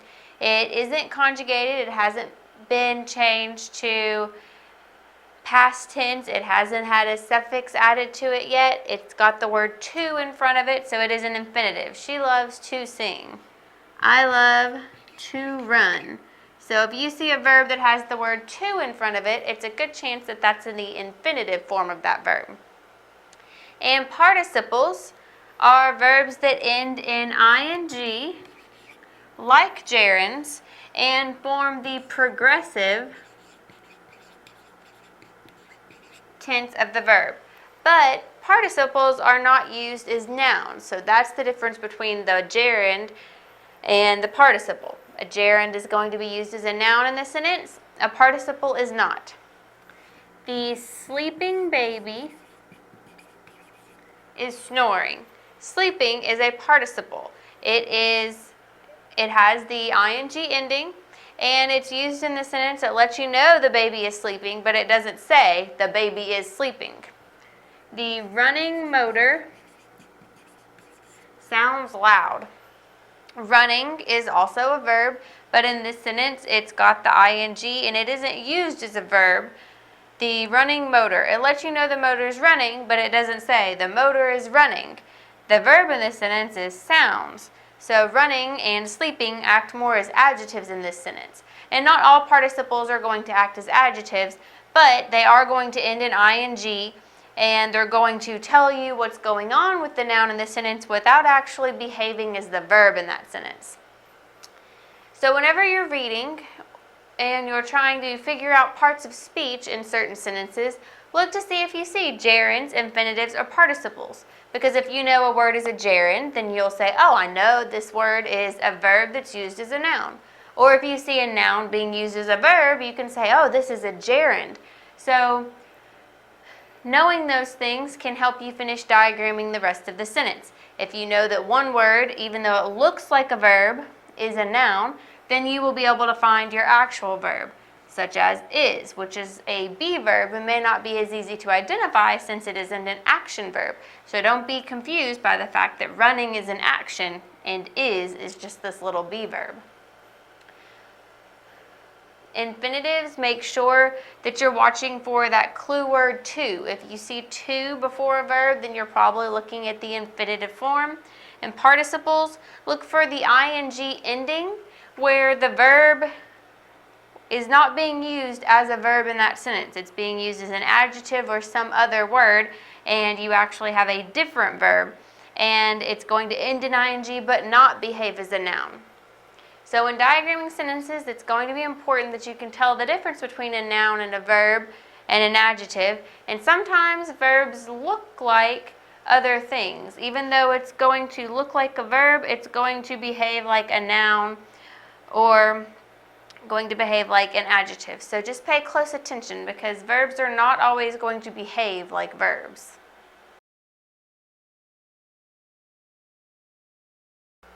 Idiom. An idiom is a type of figurative language that has a meaning that's different from its literal meaning. It's used to add color to writing and make it more interesting. There are lots of idioms in the English language and even more worldwide that you could look up. Some of them may sound really funny to us, but a lot of them are based on old rituals or an old way of doing things, and they've kind of transitioned into newer days, but they have different meanings that aren't the same as the literal meaning anymore. Some examples would be kick the bucket. Well, a person isn't going to actually be kicking a bucket. It means they're going to die. If you said, oh, our old cow finally kicked the bucket, well, it just meant that the cow died. If you're bent out of shape, you're not actually bent a funny way. It means that you are upset or worried about something.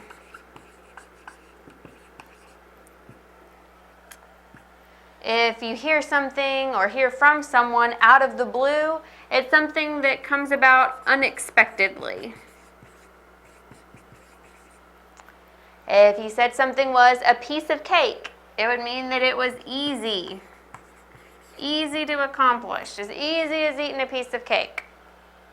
If you buy a lemon, it means you buy something that breaks immediately. A lot of times this refers to a vehicle, and so if you buy a used car and you think, oh, I got this great deal, and then it breaks within a few days or one of the parts breaks, then people say, oh, you really bought a lemon. But it could be anything. If you bought a sofa and you got it home and you had it for a couple days and you realized that one of the cushions was really stained, or the middle of it was missing springs, and so you kind of sunk into it, then you might have bought a lemon in that way. But it basically means buying something that breaks immediately and wasn't quite what you thought it was. It turned out worse. And my last example is hit the hay. You're not actually hitting a bale of hay. It just means you're going to bed. So, idioms are figurative language. There's lots of different kinds of figurative language that you can use, but this is a fun way to add color to your writing. There are countless idioms, and most of them are commonly known. So if you use them in your writing, your reader will know what you mean, but they'll like that you tweaked it a little and made it a little more clever. You made it not just writing out the literal phrase. Especially if you're repeating a certain kind of topic or certain details several times, you may want to find different ways to say it, and sometimes an idiom can do that for you.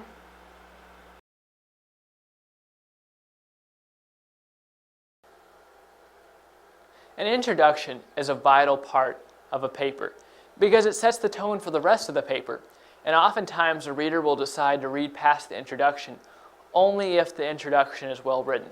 So it's very important that you put some thought and effort into the introduction.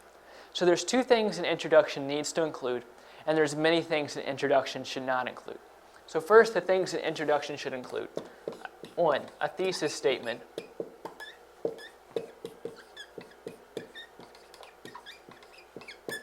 And 2, an attention getter.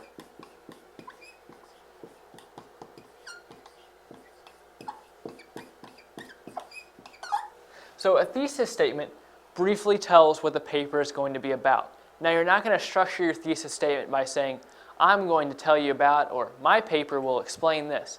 It's more of a general concept or a general argument that the entire paper is going to refer back to. So every concept and idea in the paper is going to fall under the umbrella of the thesis statement and relate back to it. The thesis statement generally comes at the end of the introductory paragraph. It'll be a sentence or two, but it needs to come at the end of the paragraph. Don't start at the beginning of the paragraph, because the beginning of the paragraph needs to have the attention getter. And the thesis statement is the attention getter.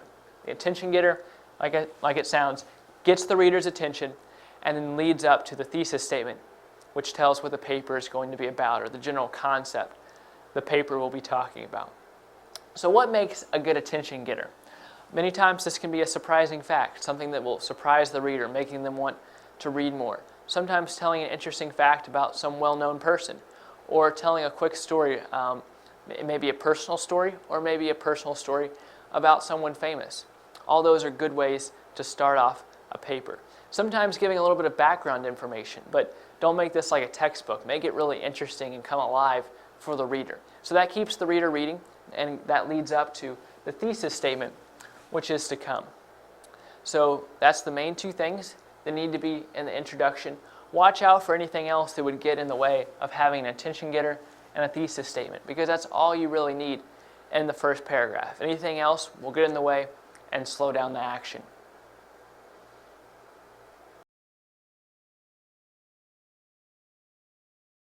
Italics and ellipses. Italics sets apart a word or phrase from surrounding words. It distinguishes a word or phrase. It's used for book titles, foreign words, names of vehicles, used for emphasis, and for words of words. And it's used for words only, not for punctuation. So if you have a phrase or a name of something in italics and it's at the end of the sentence, the words get italicized, but the period or exclamation point or question mark at the end of the sentence does not get italicized. So let's look at some examples to see how italics can distinguish a word in a sentence and set it apart from the rest of the sentence so that you really focus on that one word. I loved Black Beauty when I was 11. Black Beauty is the title of a book, and it sets it apart, and you know that's what the title is because it's in italics and the rest of the sentence isn't. So you can easily distinguish what the title is from what else I wrote. I just got a feeling of deja vu, that feeling that something's happening that's already happened before. Deja vu is a foreign word or foreign phrase, and so it is put in italics to set it apart from the rest of the sentence. The Titanic. The Titanic is the name of a vehicle. This could be cars, it could be ships, it could be planes. Any vehicle, the name of it is going to get italicized. So Titanic gets italicized. He ate not 2, but 10 slices of pizza. 10 being italicized gives emphasis to the word. You notice how when I read it, I emphasized the word 10.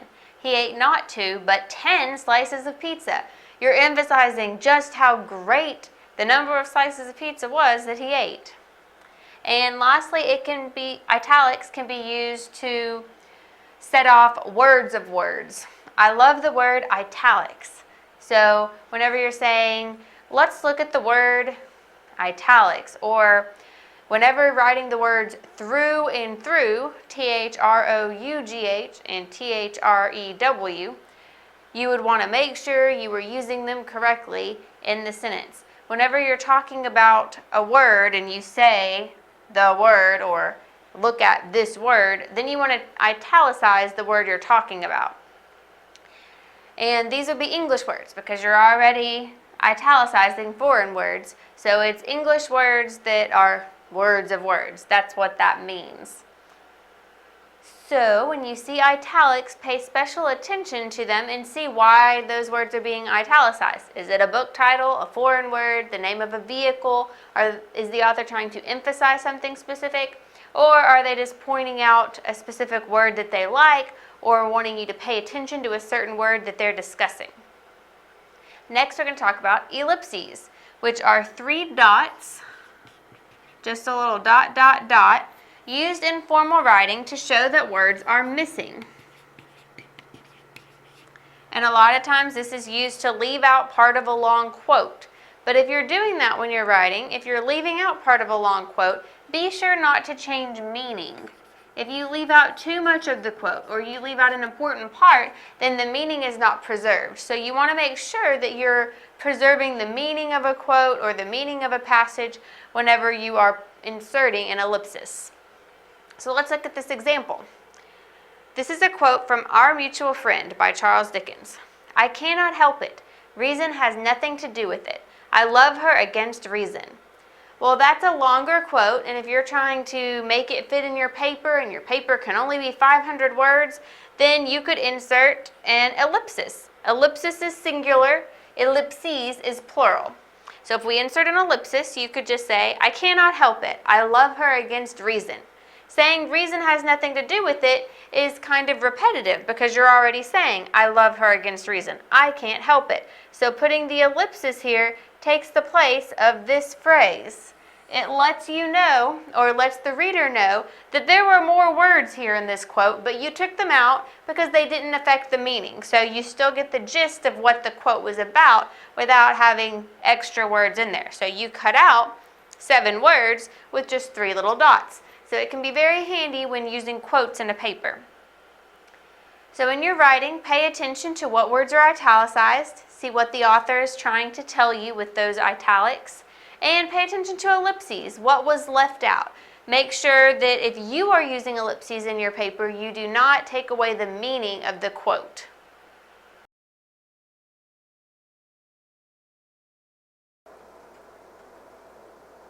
A comma is there for the purpose of breaking the flow of text.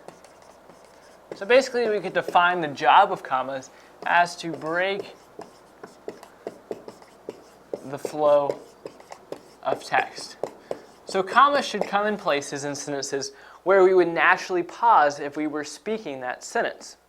And so one way to test whether or not a comma is necessary is to pause very deliberately at each comma when reading. Because it's important not to overuse commas because they lose their effect if they're used in places that they should not be. So it's important to know when commas are needed and when they're not needed, both for your own writing and maybe if you're revising someone else's work. So let's practice. Right here we have a sentence that says, as you can see, the car is very old. But we have a comma right here. So if you're just reading this to yourself inside your head, you may have trouble determining whether or not the comma is needed. So try reading it out loud and deliberately stopping at the comma. As you can see, the car is very old. Well, that makes sense, because if you were speaking this, you would be explaining to someone and you would say, as you can see, the car is very old. So the comma there is needed. Another example is this sentence right here. Natural disasters, such as tornadoes, hurricanes, and earthquakes, are not very common here. So here we have 3 commas. Excuse me, we actually have 4 commas. And so 2 of these commas are there for the purpose of setting off this phrase, and the other 2 commas are there because we're making a list. So first, let's take a look at the phrase. Natural disasters, such as tornadoes, hurricanes, and earthquakes, are not very common here. So really, we could omit everything in between these 2 commas and just say natural disasters are not very common here. So that's why we're using commas here, because we could set this off. But if you were speaking this, you would say natural disasters, such as tornadoes, hurricanes, and earthquakes, are not very common here. So both of those commas are needed. Now, when you're reading the list, such as tornadoes, hurricanes, and earthquakes, you don't really need to pause in between each item in the list. But here the commas aren't here as much to break the flow of text. In this case, they're just distinguishing between the different items in the list. So this is kind of an exception of when you wouldn't follow the rules of commas are only there to break the flow of text. But in general, hopefully you can see kind of a better idea of when to use commas. So where the check marks are, those were all the correct places to use commas, and then right there and right there as well. You just want to make sure that you use commas when you need them, and if in doubt, then generally leave the comma. But many times you want to leave out commas when you can, because they slow down your writing, because someone feels like they need to mentally pause. If they're speaking, they need to actually pause when reading that comma. And so make sure your comma usage is appropriate.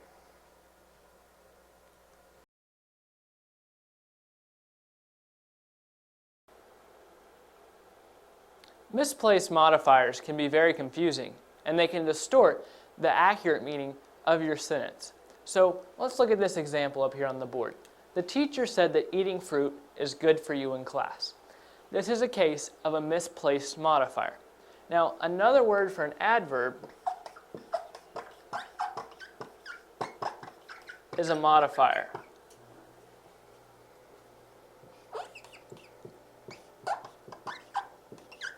So I'm going to write up here on the board, adverb equals modifier. Modifier is the same thing as an adverb. So when we're saying a misplaced modifier, we're actually saying misplaced adverb. Okay, so you're looking at this sentence thinking, where is the adverb? In class, collectively, is the adverb. This is what you call an adverbial phrase. It's a group of words that collectively takes the form of an adverb, or collectively does the job of an adverb. So adverbs often answer a question. In this case, the question is, where? The teacher said that eating fruit is good for you. Where did the teacher say that? They said, in class. So in class answers the question where. So it's an adverbial phrase. Now, the reason this is misplaced, this is a misplaced adverbial phrase, is because it appears to the reader that this phrase is modifying eating fruit is good for you. So it appears to the reader that the teacher is saying that to eat fruit in class is good. So it looks like the teacher is in favor of the students eating fruit while in the classroom. Now, that's not actually the case. The teacher is merely saying that eating fruit is good for you, but not while you were in class. So the better way to write this sentence would be, the teacher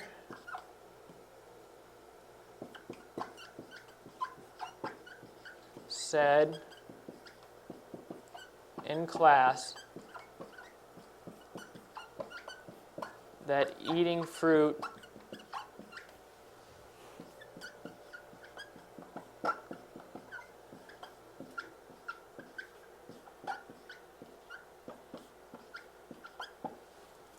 is good for you.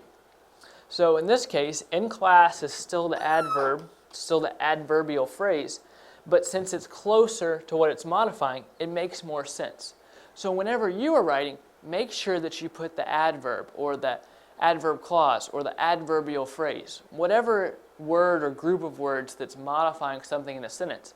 Make sure that the modifier is very close to what it is modifying. Make sure the modifier is close to the modified. So right here, in class is the modifier, but it's modifying the teacher said, or it's modifying the verb said. But look how far away it is from the verb said. All these words are in between it and the word it's modifying. But when you put the adverb right next to the word that it's modifying, it makes it so much simpler for the reader to understand. Now the sentence can be read correctly and understood correctly. The teacher said in class that eating fruit is good for you. So remember, when you're writing, make sure that you don't misplace the modifier.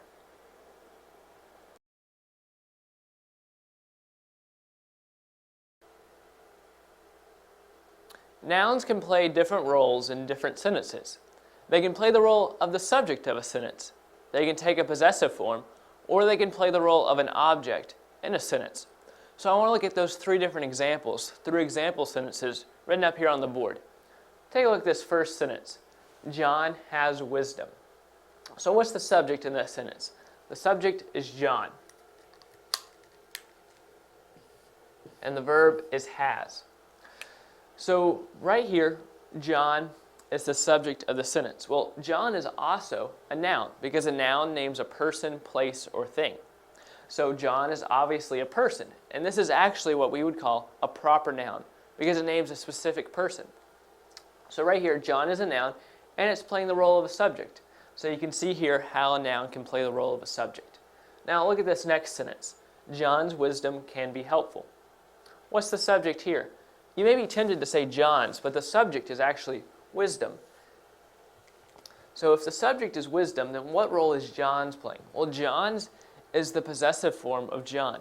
It's describing the wisdom. It's saying that the wisdom belongs to John because it's John's wisdom. So here you see John's playing a possessive role in the sentence. Now look at this third sentence. The company hired John. Well, the subject of this sentence is company, and the verb is hired. So what role is John playing in this sentence? If it's not the subject and it's not in possessive form, so what role is it playing? Well, we would call John right here the object of the sentence. The object is what the subject of the sentence is acting on. So the company hired someone. Who did the company hire? The company hired John. The company is acting upon John. So that's how you find the object of a sentence. Now you notice that in this first sentence and in this third sentence, John is in the same form, just John. But when it plays the role of a possessive, then John has apostrophe S to it. So when a noun is playing the role of a subject and when a noun is playing the role of an object, it's going to look the same. But when it's in possessive form, you're going to have to change the word a little bit. Generally, you can just add apostrophe S, but there are some more complex rules when it comes to making some nouns possessive. So the important thing to remember, the thing you need to take away from this session, is that nouns can play three different roles. They can be the subject of a sentence, they can be in possessive form, or they can be the object of a sentence.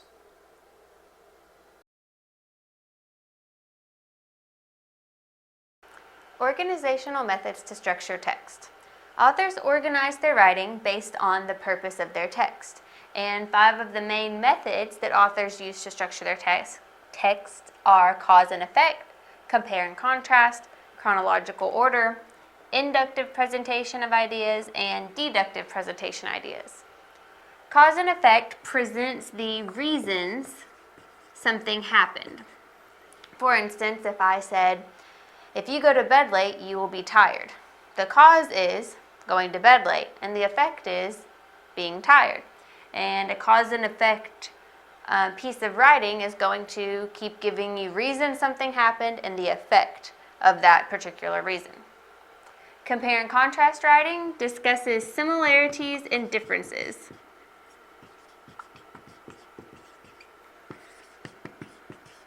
It's going to say how two things are alike and how they are different. And these may also come across as pro and con pieces, where it gives you the pros of two things and the cons of two things. An example would be if I said as a thesis statement, those who are up to date on technology are still debating over whether DVDs or Blu-ray discs are better. Well, the author could go through and describe all the similarities between DVDs and Blu-ray discs and all the differences between DVDs and Blu-ray discs. So, in the end, you could make up your mind which one is better because they're simply comparing and contrasting the two. Chronological order presents information in the order that it happened. It starts at the beginning and works its way to the end. And a good example of chronological order pieces are biographies. You start whenever someone was born, you go through their childhood, adulthood, and events leading up to their death. It happens, the book is laid out to describe events exactly in the order that they happened chronologically in time. Inductive presentation of ideas starts with specific examples and moves to a general conclusion.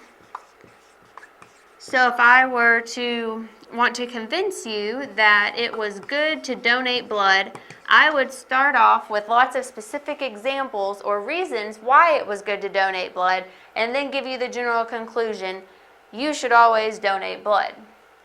Deductive presentation of ideas is going to be the opposite of that. It starts with the conclusion, you should always donate blood. And then it explains supporting examples. So I would give you examples or reasons that list out the benefits of donating blood. And you can see these two are opposite, so it's important to remember the difference. Inductive is going to list all of them and then take them in a general conclusion at the end. Deductive is kind of, maybe think division. You start with one big conclusion and divide it down into lots of supporting details or examples. So whenever you are trying to organize your own writing or trying to figure out the purpose of an author's writing, try to figure out what the organizational method was, and it might help you figure out the overall purpose of the text.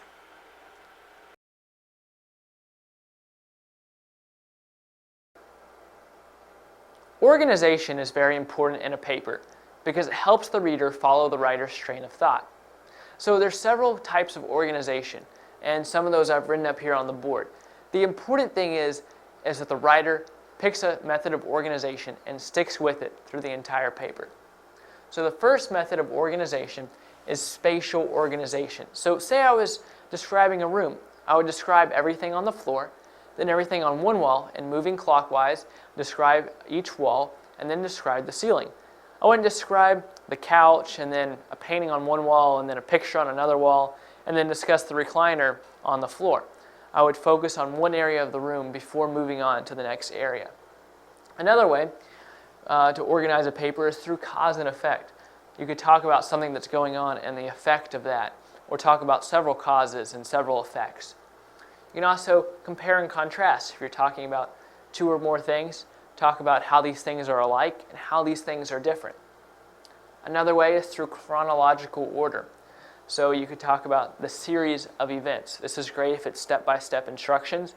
You wouldn't start with something and start talking about it and then say, oh, before you do this, make sure you do this. You would start at the very beginning. Like you were talking about a recipe, you would talk about this is the first ingredient, then the second ingredient, then the third ingredient. So that can be very good. Or if you're talking about someone's life, you would start when they were born and move all the way till where they are currently or until death. If you're talking about a series of events, it's best to give the background information first and work up to today. So chronological order can be a great method of organization. Classification and division. This is like talking about things that are very general and then getting more specific. And then problem and solution. You can talk about a problem and then the solution to that problem or some possible solutions to that problem. So these are just some basic ways to organize a paper. There are other methods out there, and there's some that you can kind of come up with on your own. You wouldn't have to find them. You just naturally know this is the best way to organize my paper. But the important thing is Find one way to organize your paper and stick with it. Don't jump around between the different methods of organization.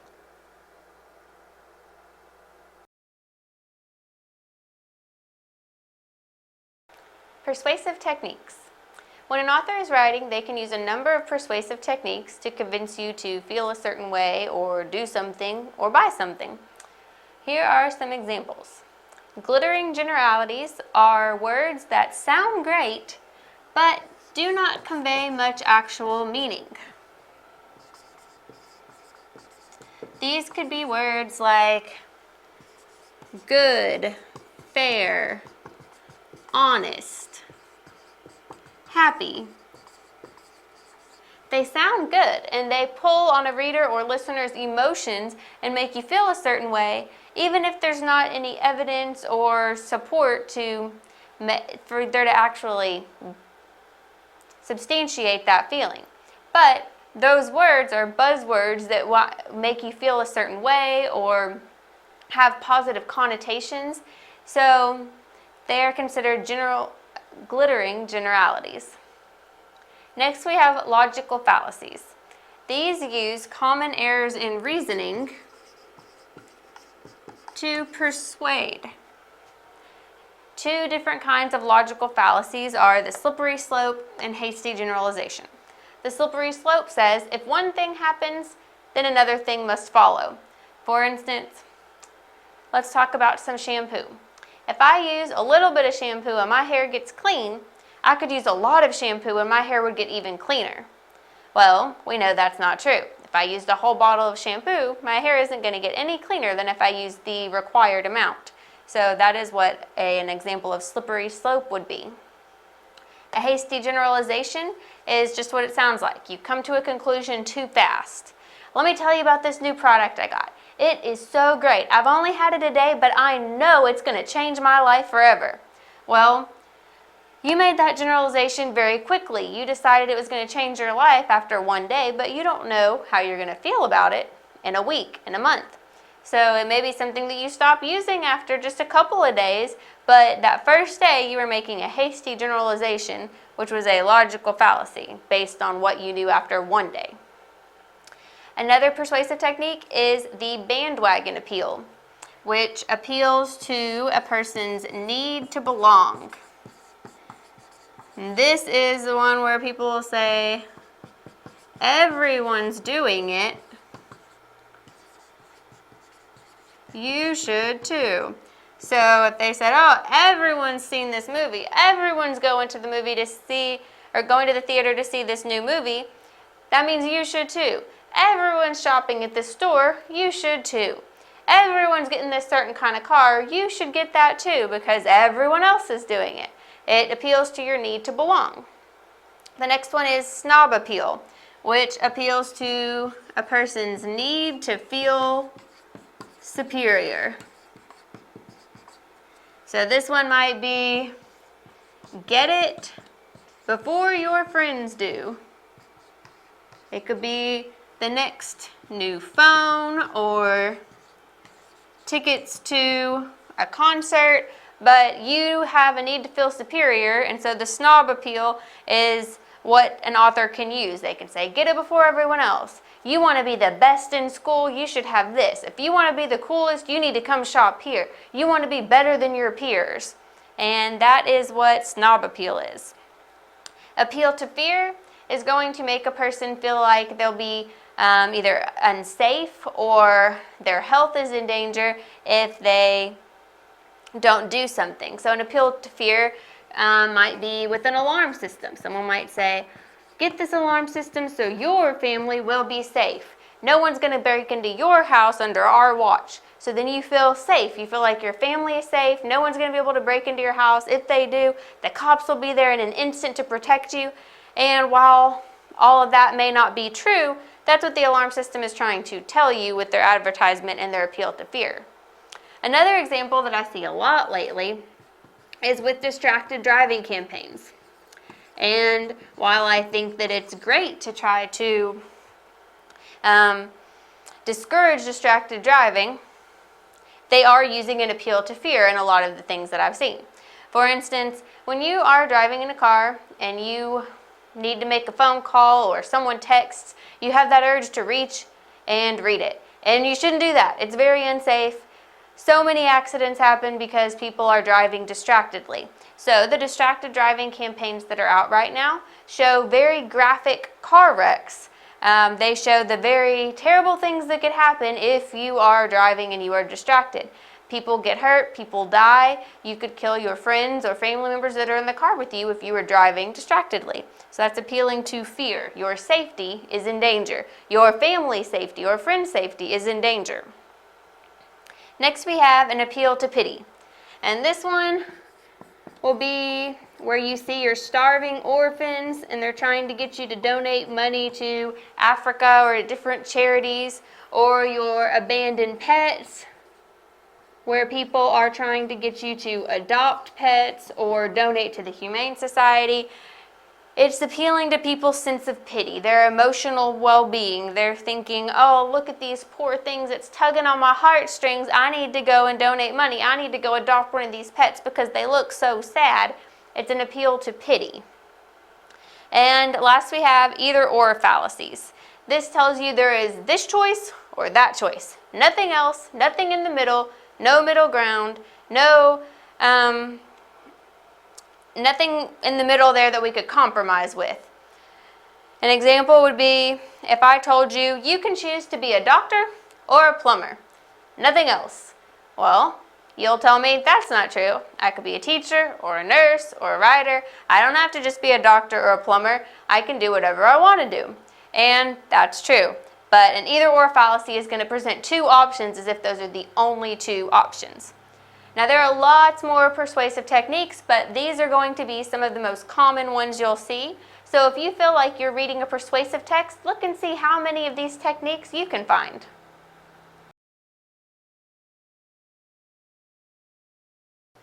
Prefixes, suffixes, and root words. Have you ever been reading a book and come across a word that you've never seen before? Well, if you can break that word down into prefixes, suffixes, and root words, then you can probably figure out what the word means. For instance, orthography may be a word you've never seen before. But if we break it down into its prefix, ortho, its root word, graph, and its suffix, y, then we might be able to figure out what the word means. Ortho means correct or straight. Graph means write or draw. And Y means the state or condition of. So if we put all those together, we can get the state of being written correctly.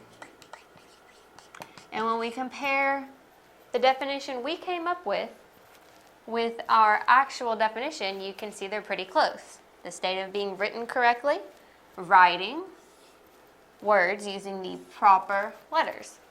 So you got a pretty good idea just by breaking the words down into a prefix, a root word, and a suffix and figuring out what those meant. And even if you only knew graph had something to do with writing, you would have an idea that orthography had to do something with writing. Let's look at another example. Geometric. We'll break down into our prefix, geo, our root word, metra, and our suffix, ik. Geo means earth, and we put that with metra, which means measure, and ik means having to do with. So, if we put all of those together, we can come up with having to do with measuring the earth. Now this one isn't quite as close to the actual definition, relating to the branch of mathematics that has to do with measuring points, lines, and angles, but it does have measuring in there. You would be able to tell from the root word measure that geometric is going to have something to do with measuring.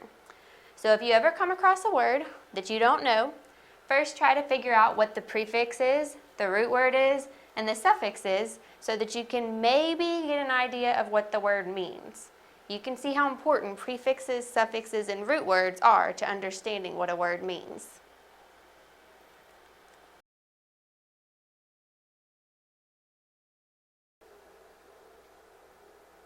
There's something I like to call preposition overload, and that's when a writer or a speaker uses more prepositions than needed.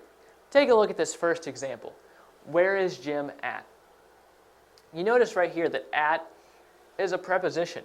However, this preposition actually is not needed. You don't believe me? Here, look, we can draw a line through at and try reading the sentence without the preposition. Where is Jim? See, the sentence still makes perfect sense without the preposition. Take a look at this next sentence.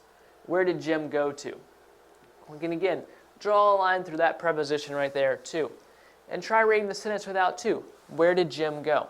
So a good way of determining whether a preposition in a sentence is needed or not is just by crossing out the preposition or reading the sentence without the preposition and seeing if the preposition still sounds grammatically correct.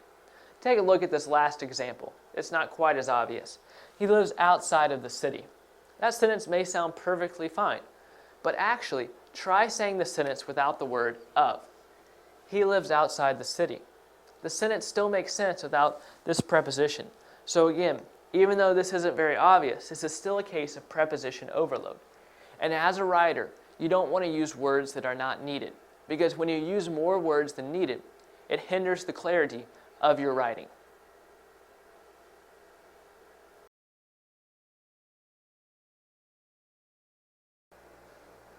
A question mark is used at the end of any sentence that is a question. So like in this sentence, it says, where are we? This is a question, so there's a question mark at the end of the sentence. Question marks are also used in quotations that ask a question. So right here it says, is dinner at 6 p.m.? So there's a question mark at the end of the quotation because the speaker is asking a question. Notice though that there's not a question mark at the end of the sentence. There's just a period. That's because the writer of this sentence is not asking a question. Is dinner at 6 p.m., he asks, is not a question. But is dinner at 6 p.m.? Well, that is a question. So that's why the question mark only applies to the words inside the quotation marks. Also notice right here that 6 p.m. ends with a period because it's an abbreviation. Even though there's a period right here, you still use a question mark right next to the period. You probably noticed that in quotations that declare something, you just put a comma at the end. So if this was a declarative sentence, we would just leave it as a period. But since it's asking a question, we use a quotation mark. Now, this next sentence is an example of when not to use a question mark. It says, the officer asked why I was speeding. This is what we call an indirect question, because although this sentence is talking about a time that someone was asked a question, this sentence right here is not a question, so a period is just used. This sentence says, we will leave at 7 p.m., won't we? So, we will leave at 7 p.m. is a declarative sentence, so it would just end in a period. But since won't we is added to the end, it becomes a question. So that's why we need a question mark at the end. This final sentence says, will everyone please give their full attention to the speaker? So notice that this sentence ends in a period, even though this sentence technically is a question, because the speaker of this sentence is saying, please give your attention to the speaker. However, this is more of a formal request. The speaker of this sentence is not saying, is not asking for a response. They're not saying, will you please be quiet? And people are going to say, yes, we will be quiet. It's more of a formal way of saying, be quiet because the speaker is talking.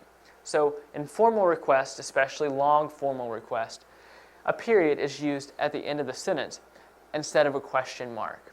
So the important thing to remember is that question marks are just used at the end of any sentence that is a question.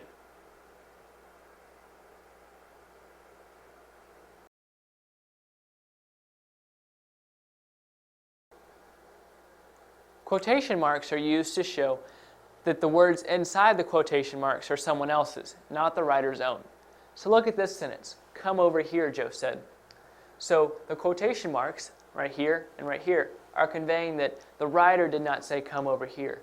Joe said come over here. So notice a few things about a sentence that has a quote in it. First, you open up the sentence with quotation marks. Then you capitalize the first letter of the first word inside the quotation marks. And then if you have a sentence that is declarative or imperative, any sentence that would end with a period if it was on its own, you end that sentence with a comma, then you have quotation marks, and then you say the rest of the sentence. So this sentence says, where did he go? Notice we open up with quotation marks, capitalize the W, but if where did he go stood by itself, it would have a question mark because it's a question. So we put a question mark right here and then close with the quotation marks. Notice that the question mark is included inside the quotation marks. It's not on the outside, it's on the inside. This sentence says, there he is, he exclaimed. So in this case, the person's saying it with a lot of emotion, so that's why we ended with an exclamation mark. Now these next couple sentences are kind of inverted from the sentences we've been looking at because the quote comes later in the sentence. So this sentence says, Michael said, I can't wait for dinner. So you put a comma after said, open up with quotation marks, go through the sentence, and then this sentence right here is declarative, so it ends with a period. And up here we ended with a comma, but here we're ending with a period because we've come to the end of the sentence, and there needs to be some kind of period or question mark or exclamation mark to end out the sentence. So in this case, a period is chosen to end the sentence, and then quotation marks are put at the end. Notice that the period is inside the quotation marks. This sentence says, Michael asked, what's for dinner? In this case, it's a question, so that's why we have a question mark at the end. Again, notice that it's inside the quotation marks. Now this final sentence is kind of unique. It says, I think we are having burgers, Michael said. Do you know what we are having? So right here, there's two quotes within one sentence. So it says, I think we are having burgers. So we open up with quotation marks. We have the quote right here. We end with a comma because this is a declarative sentence. And then we have another set of quotation marks. Then we have something outside of the quotes because we're saying that Michael said this. And then we continue on with what Michael said. So we open up with quotation marks. And it says, do you know what we are having? This is a question, so we use a question mark. And then we end with quotation marks. So those are the important things you need to remember when using quotation marks.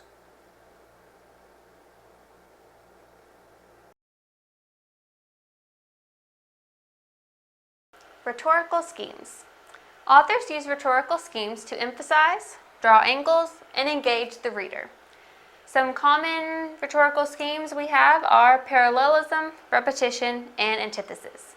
Now, rhetorical schemes are just devices used to make your writing stronger and more interesting. So these are just a few of many different rhetorical schemes, and if you were interested in more ideas, you could always research and find other rhetorical schemes so that you could make your writing stronger. Parallelism is when several sentences are given the same grammatical structure. An example would be, Hector went to the store, he went to the bank, he went to the gym. The author suggests the dullness of these activities. That parallel structure shows that it's the same thing happening over and over again. It's really dull, it's really boring. He went to the store, he went to the bank, he went to the gym. He was just playing out the monotony of his day. It was dull, and this grammatical structure is supposed to echo the dullness of the story that's being told. Repetition is another example of a rhetorical scheme. Repetition is when you use the same word several times quickly, and the author does this for different reasons. Let's look at an example, and then we'll discuss those reasons. They called him a slave. He thought of himself as a slave, and his prospects were no better than those of a slave. This mimics the plodding, hopeless nature of slavery. Think about the way that sounds. It sounds like he's plodding along. They called him a slave, and he thought of himself as a slave, and his prospects were no better than those of a slave. So it's plodding, and the sentence sounds hopeless, and you hear the word slave over and over again. And it causes the reader to focus on that word, slave, and consider whether it is really appropriate. So those are two reasons that a writer may use repetition.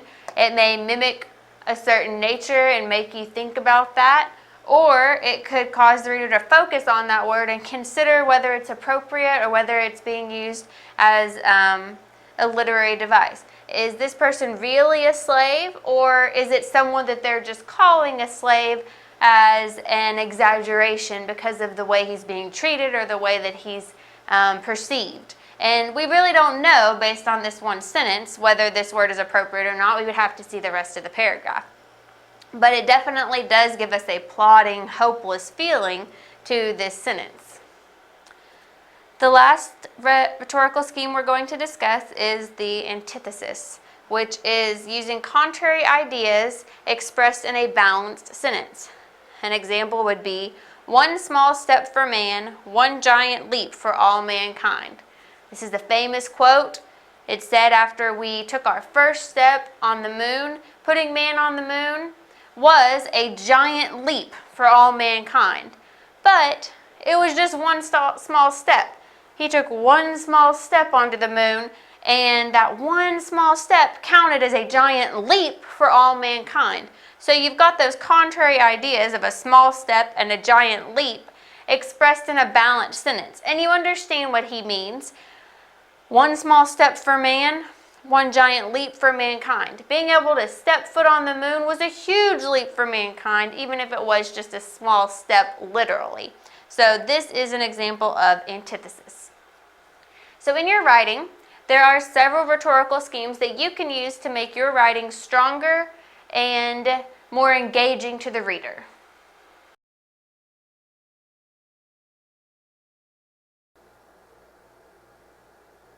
There are a couple of uses for the slash.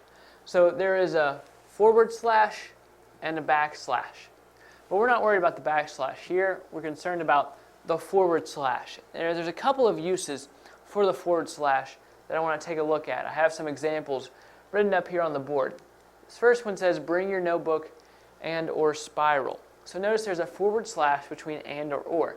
That's because the writer doesn't know which one will apply to the reader. So say the reader has a notebook and they also have a spiral, then the word and is more appropriate to the reader, the notebook and the spiral. But say there's another reader that just has a notebook or they just have a spiral, then the word or is more appropriate here because it would say bring your notebook or your spiral. So the writer is just putting and or in there because it just depends on the reader in that case. And so the writer is showing that either one is acceptable. It's acceptable if someone just brings a notebook or if someone just brings a spiral. And it's also acceptable if someone brings a notebook and a spiral. Forward slashes can also be used to separate the lines of a poem. Now this can only be used for short poems like, not poems that can make up a whole book, just short poems. And you put a forward slash in there to show that these are two different lines of a poem. So in a poem you would have one line here, the air is filled with mist, and the next line would say, but I must insist. But in this case, we're just writing it in one line. So there's a forward slash to differentiate between the two lines of the poem. So that's a couple of uses for the forward slash. It's not that common in writing, so be hesitant when you use it and use it sparingly.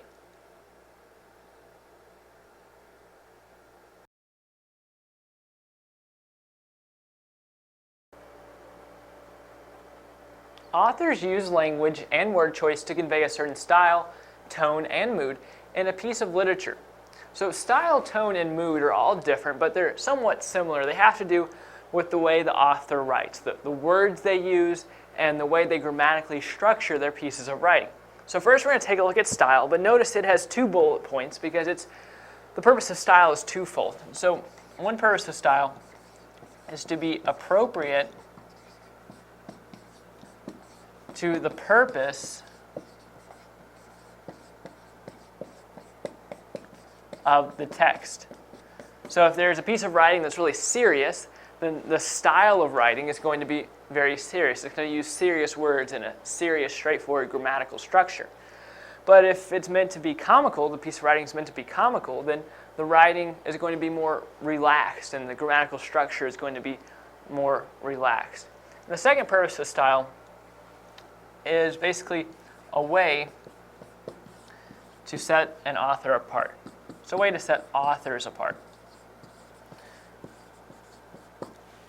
Every author is going to have their own particular style. It's going to be certain tendencies they have in their writing. Maybe they use a certain word a lot, or they structure a lot of their sentences the same way, or they develop the plot the same way in most of their stories. Well, that sets each author apart, and many times authors want their writing to set them apart from other writers. And sometimes this style is so strong that you could read a piece of writing and not know who wrote it, but guess who wrote it because of the style. Now, the second thing we're going to talk about is tone, which is the author's attitude toward the subject. And so basically, this is the author's attitude towards whatever the author is writing about. And so many times you can tell through the writing whether the author is for or against something. So sometimes an author might write something that's like a persuasive essay. And in that case, it's going to be very obvious what their attitude towards the subject at hand is, because they're trying to persuade you one way or the other. But sometimes an author just writes an informative text. But you can still often tell what their tone is, because whether they're trying to or not, many times they'll word things certain ways that can tell you how they feel about something. And so that's the tone. Now the mood is like the tone, but it's for the reader. And so basically it's the feeling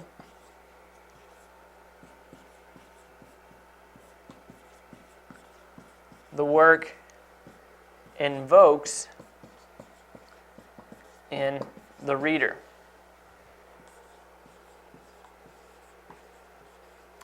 So here we talked about the author's attitude towards the subject. We could define mood as the reader's attitude towards the subject. It's how the piece of writing makes the reader feel after reading it. So you can see how style, tone, and mood are similar in that they all pertain to the word choice and the particular language that is used. But they're also different, because style pertains to the purpose of the text, and then the tone is concerned with the author's attitude towards the subject, and the mood is concerned with the reader's attitude towards the subject, or basically the way the piece of writing makes the reader feel.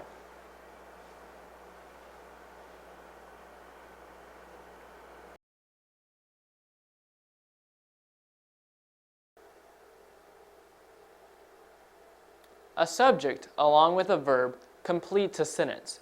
Every sentence must have a subject and a verb. So always be looking for the subject in a sentence, because it has to be there somewhere. Look at this first example. Running is good for you. The verb right here is.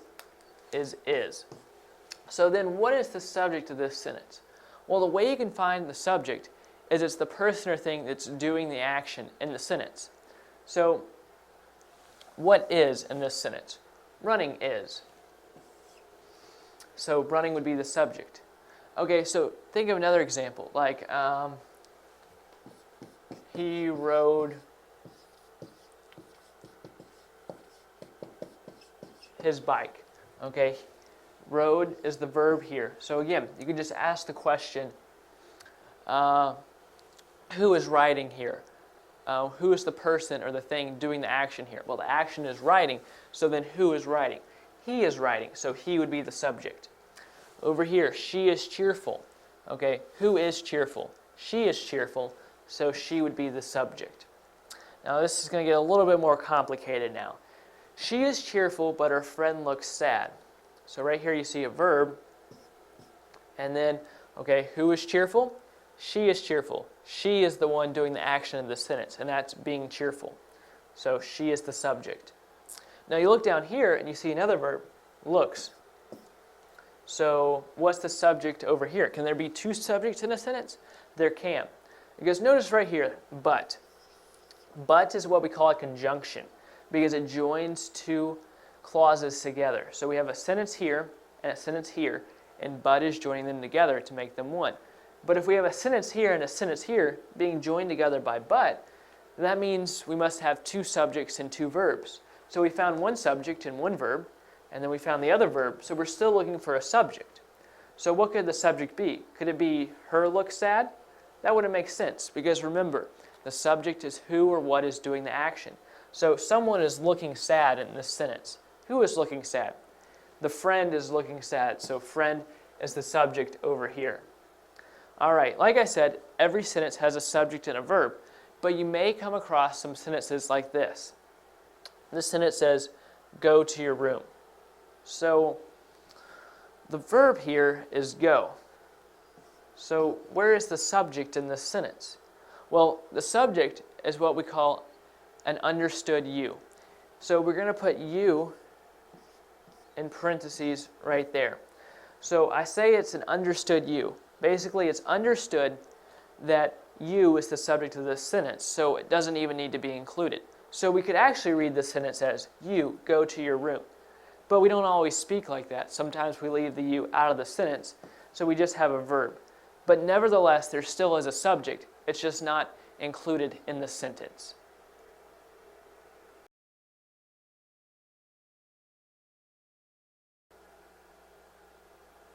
Subject-verb agreement is essential to making sure that your writing makes sense. So let's look at some examples up here on the board so that you can better understand how to make your subject and your verb agree. See, the main problem that happens when subjects and verbs don't agree is that there's a certain number in the subject, but the verb doesn't agree with that number in the subject. See what I mean here? The flies are everywhere. See, flies is plural, and are is a plural verb as well. So that's why the subject and verb here are going together. So that's a great example of good subject-verb agreement. Now this sentence is talking about one fly. It says the fly is over here. So since fly is singular, the verb needs to be singular. Is a singular verb, so that's why it's used here. See, if we said the fly are over here, that wouldn't make sense. That's why we say the fly is over here. This next sentence says everything is in place. Words like everything or anyone are words that aren't very specific. So for the cases of subject-verb agreement, we consider words that aren't specific as being singular. So even though everything refers to many things, we still treat it as singular, so we use the singular verb is. This next sentence says people are here. So people is plural. That's talking about more than one person. So the verb needs to be plural as well. That's why we use the verb are. There are some sentences where you're going to have two subjects, and one subject may be plural and one subject may be singular. So the question arises, do I use a singular or plural verb? Well, the answer to that question is choose the verb or choose the word that is closest to the verb. So here we say my grandfather or my parents are going to buy a bike for me. So we would say are, because my parents is closest to are, and parents is plural, so we use the plural verb are. See, my grandfather is also a subject in this sentence. Grandfather and parents are both subjects. But grandfather is singular, so it doesn't necessarily agree with this plural verb. However, we have to choose either a singular verb or a plural verb, so it makes the most sense to base the verb off of the subject closest to it. So this sentence is the same sentence up here, just reversed. My parents or my grandfather is going to buy a bike for me. So here, we use the singular form of this verb, is, because grandfather is closest to the verb, and grandfather is singular. Parents, again, is still plural, but it's farther away from the verb than grandfather is. So the important thing is make sure your subject and verb agree in the number they are referring to, and that'll help you make your writing easier to understand on the reader's part.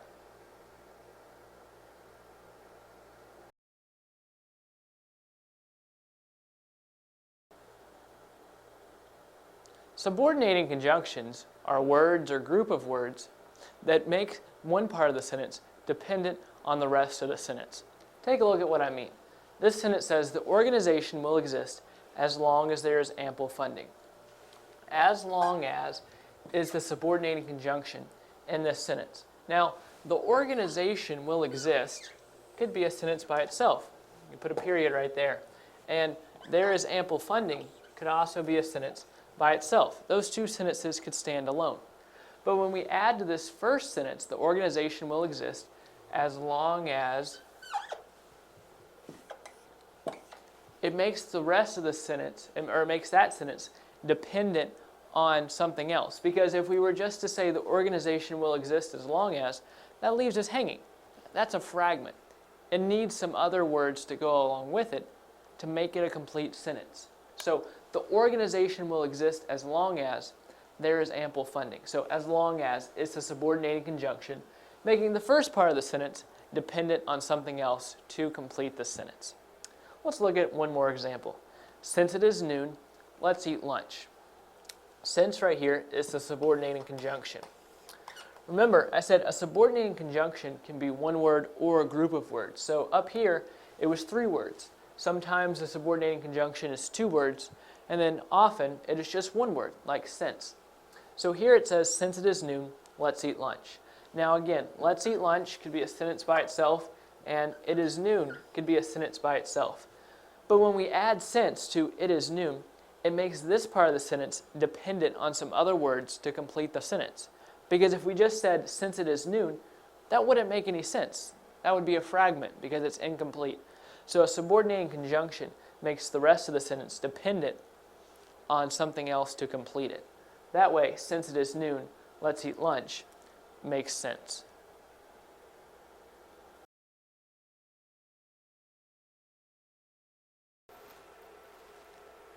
Sometimes choosing the correct pronoun can be difficult. Consider this sentence. Ron and blank left. So here, you either need to insert the pronoun Ron and I left or Ron and me left. So how do you choose the correct one? Well, I'll go ahead and tell you that the correct response is I. The sentence should read, Ron and I left. Now, there is a grammatical way to come to that conclusion, but there's an easy trick to figure it out. Try removing the first noun in the sentence. So if we remove Ron and then we just read the sentence like this, it's much more easy to figure out which pronoun to use. We can read the sentence 2 ways. We can try I left, or we can say me left. Me left obviously is not grammatically correct. So the correct pronoun here must be I left. So then that means we can plug I into the sentence, and the sentence makes sense, like Ron and I left. All right, let's look at another option, or another example. He gave Ron and blank a gift. He gave Ron and blank a gift. So here, do we insert the pronoun I or me? Well, let's try the trick again and remove Ron and from the sentence. So we can try it 2 ways. Once by inserting the pronoun I, and once by inserting the pronoun me. He gave me a gift. Or we could read it as, he gave I a gift. Here, I does not sound grammatically correct. So me must be the correct response, because he gave me a gift sounds grammatically correct. So me is the correct pronoun to insert in the blank. So the sentence now reads, he gave Ron and me a gift. And that is the correct way to do it. So again, the more you get familiar with these pronouns, the easier it will be to determine which pronoun to use. But you can always use the trick of eliminating one of the nouns in the sentence to figure out which pronoun you need. Notice one more thing, that I always put the pronouns second, because in this case, these sentences were referring to the speaker. So say these sentences are referring to myself. Out of respect for the other person, you should always put yourself last in the order of people. So it wouldn't be correct to say, I and Ron left, or he gave me and Ron a gift. It always is grammatically correct to put yourself after the other people in the sentence.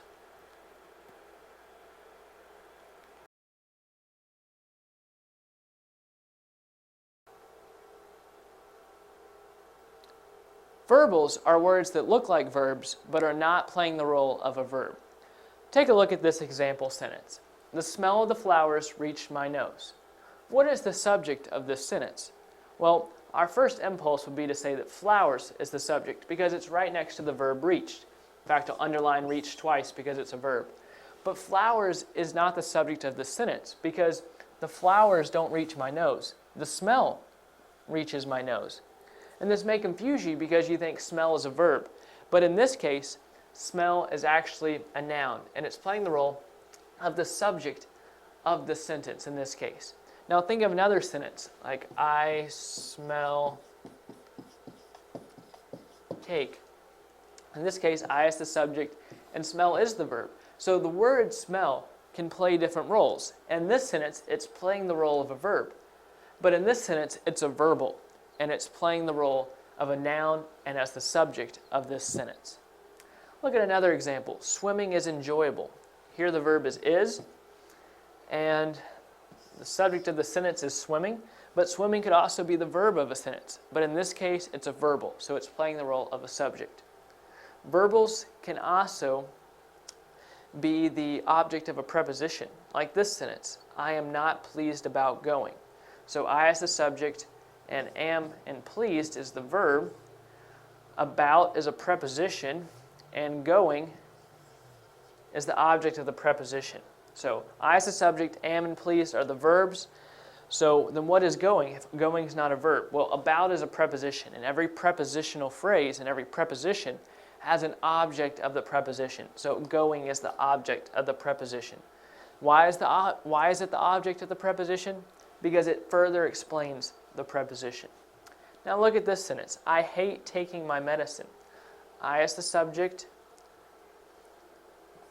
and hate is the verb.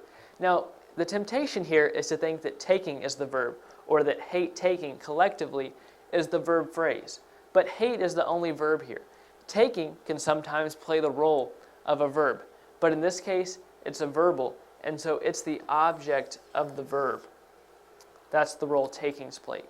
That's the role that taking is right there. It's the object of the verb. All right, last example. Listen to the soothing music. Listen's the verb.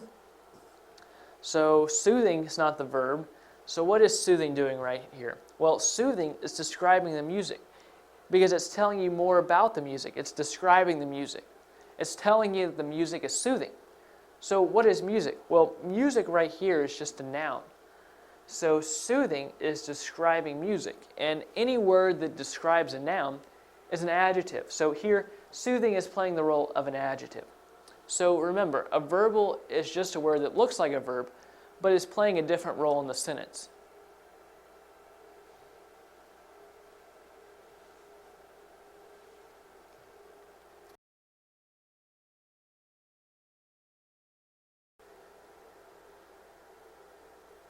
Understanding verb tenses is critical because verb tenses are used to show when a verb took place. So if you use the wrong verb, it makes your writing very confusing. So I'm going to look at 4 verb tenses. I have them written up here on the board. First one is the past tense. Then we have the present tense, the future tense, and the past participle tense. So I want to look at 2 verbs and see what they would look like in the different tenses. So first we have the past tense. Think about the verb walk. What would be the past tense of the verb walk? It would be walked.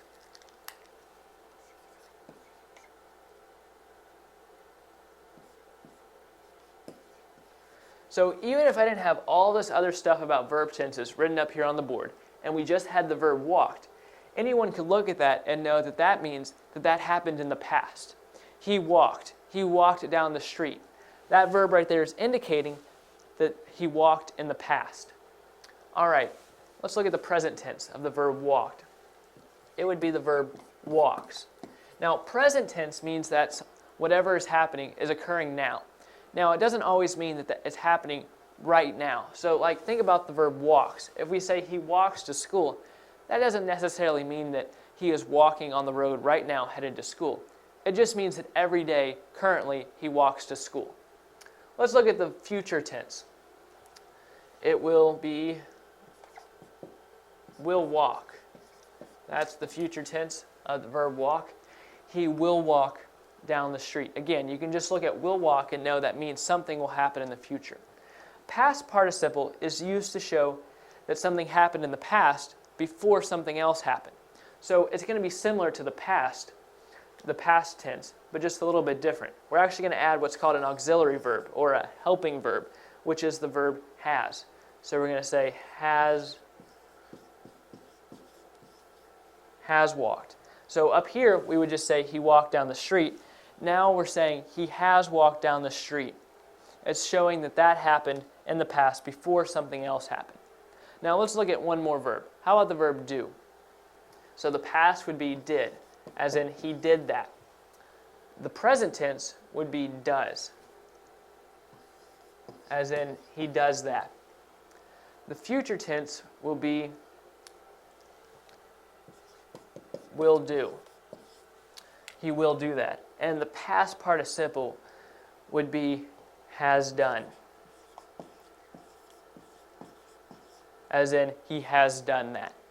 So again, it's critical that you understand verb tenses and that you apply what you know about verb tenses to use the correct verb tense in all of your writing.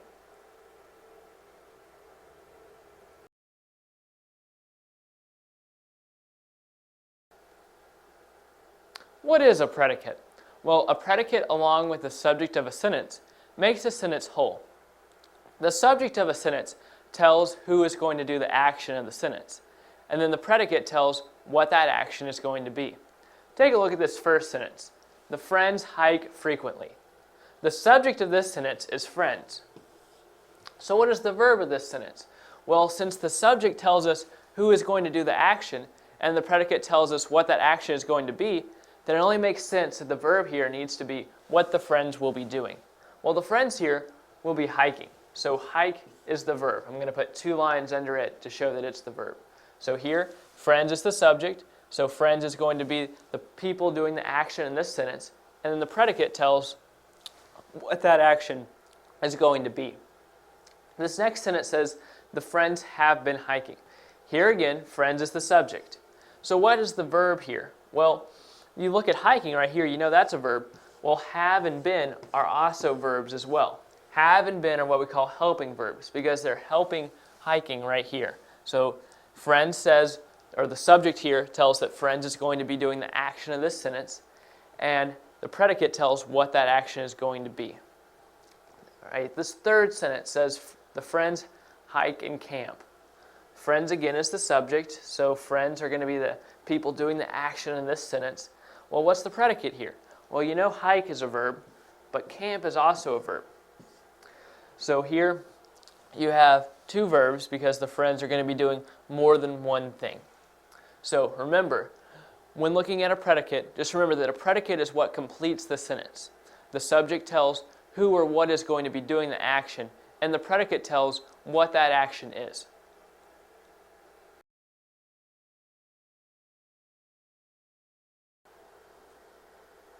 A preposition is basically a word that can't stand alone because it wouldn't make sense by itself. Some examples of a preposition would be in, under, or around.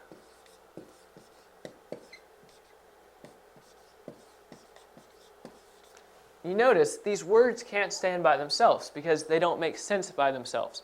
There's not enough information there. So that's where the prepositional phrase comes into play. A prepositional phrase might look like in the tree or around the corner.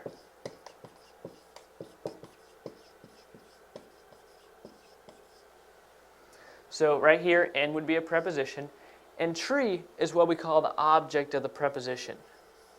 Because right here, if we just have the preposition in, we're wondering in what? It's in the tree. Or around the corner. Around is a preposition, and corner is the object of the preposition. We don't know what's around. It's around the corner. So prepositional phrases just come in sentences, oftentimes at the end of a sentence. So we could say, the squirrel is in the tree. Here again, in is the preposition, tree is the object of the preposition, and squirrel is the subject of the sentence. So if we just have the preposition, this kind of leaves us hanging. We're wondering the squirrel is in what? So tree is the object of the preposition because it tells where the squirrel, or what the squirrel is in. So there's lots of prepositions out there, way too many for me to name right now. But I'm going to teach you a trick to help you remember prepositions. All right, there's a tree I drew. That's about the best I can do. But think about a tree and a squirrel. Okay, think about all the things the squirrel can do when near a tree. And that'll help you remember prepositions. Because a squirrel could be under a tree, and under is a preposition. It could be in a tree, or around a tree, or upon a tree, or behind a tree, beside a tree, next to a tree, beneath a tree, over a tree, toward a tree, past a tree, or by a tree. So all those words I listed, by, past, toward, those are all prepositions. And so by remembering a squirrel and its relationship to a tree, it may seem kind of silly, but that can help you remember many of the prepositions.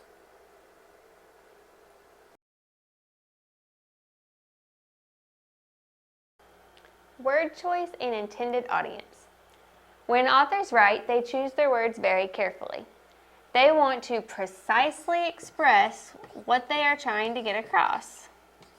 They aren't just throwing words out there haphazardly. They are choosing their words with a purpose. They want to get some message across to you. They want it to be clear how they feel about a subject, so they're going to use precise wording for that. Word choice is going to impact the tone and style of a piece of writing. If you use the word exultant versus happy, it's going to give a different tone than simply using happy. Exultant says it's so much more than that, and it's going to give a loftier tone to your piece. Style, same way. If the author's using flowery wording, if it's these lovely flowing sentences versus short wording, choppy little sentences, it's going to give a different flow to the writing and a different style. So the author is going to choose their wording very carefully. Another thing an author is going to consider when writing is their intended audience. They may write the same story differently for different audiences, and there are lots of different audience groups to consider. For instance, children, adults, teenagers, men, women, parents, and the list could go on and on for the type of audience groups that an author could target. But let's think about if an author's writing a story. They may write a story differently, leaving out some disturbing or provocative parts if they're writing for children, where they would put in those same parts if they're writing for adults.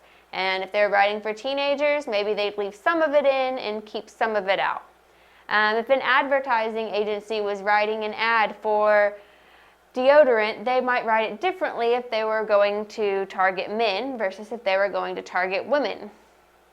And same thing, if you were targeting parents in general as an advertising agency, you're going to talk to them differently than you would, say, people in their early 20s or teens that aren't interested in kids or diapers or formula or any of the things that are being advertised toward parents in general. So whenever an author's writing, they're going to consider their intended audience very carefully and make sure they're writing to most accurately entertain or reach out to that audience. Word choice and intended audience affect a text's content, style, and tone. And we discussed style and tone already. They are affected by word choice, and they can also be affected by the author's audience. If you're talking to a child, your tone may change. Your style is going to have to change. Your writing can't be as high level as it would be if you were talking to adults or even teenagers. And the content is going to vary based on your audience because you're going to leave some details out if they're too much for a child to handle, or if it's something that a man or a parent might not be interested in versus something that a teenager or a woman would be interested in. So, whenever you're writing, I want you to consider your word choice and intended audience, because you need to write just as any other author would write, considering your words carefully. Make sure you choose them with a purpose. You're writing and choosing words that are going to most clearly represent what your message is. And you're thinking of your audience. Who is most likely to read your paper?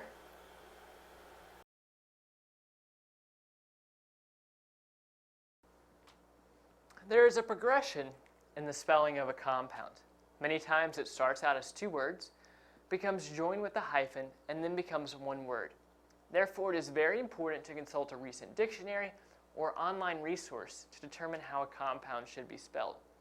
Now remember that just because you join a compound with a hyphen in one instance doesn't mean you will always use a hyphen to join that compound.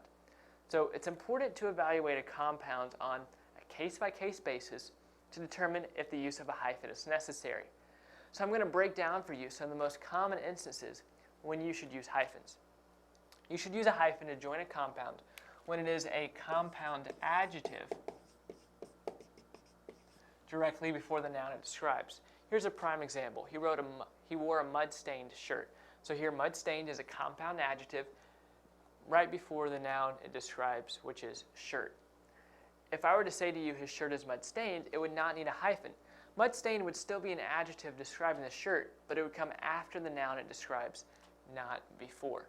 Then you also use hyphens to describe family relationships, such as brother-in-law, father-in-law, or mother-in-law. And then you use a hyphen when spelling out numbers. If you're spelling out a number anywhere from 21 to 99, you need to spell it out and use a hyphen.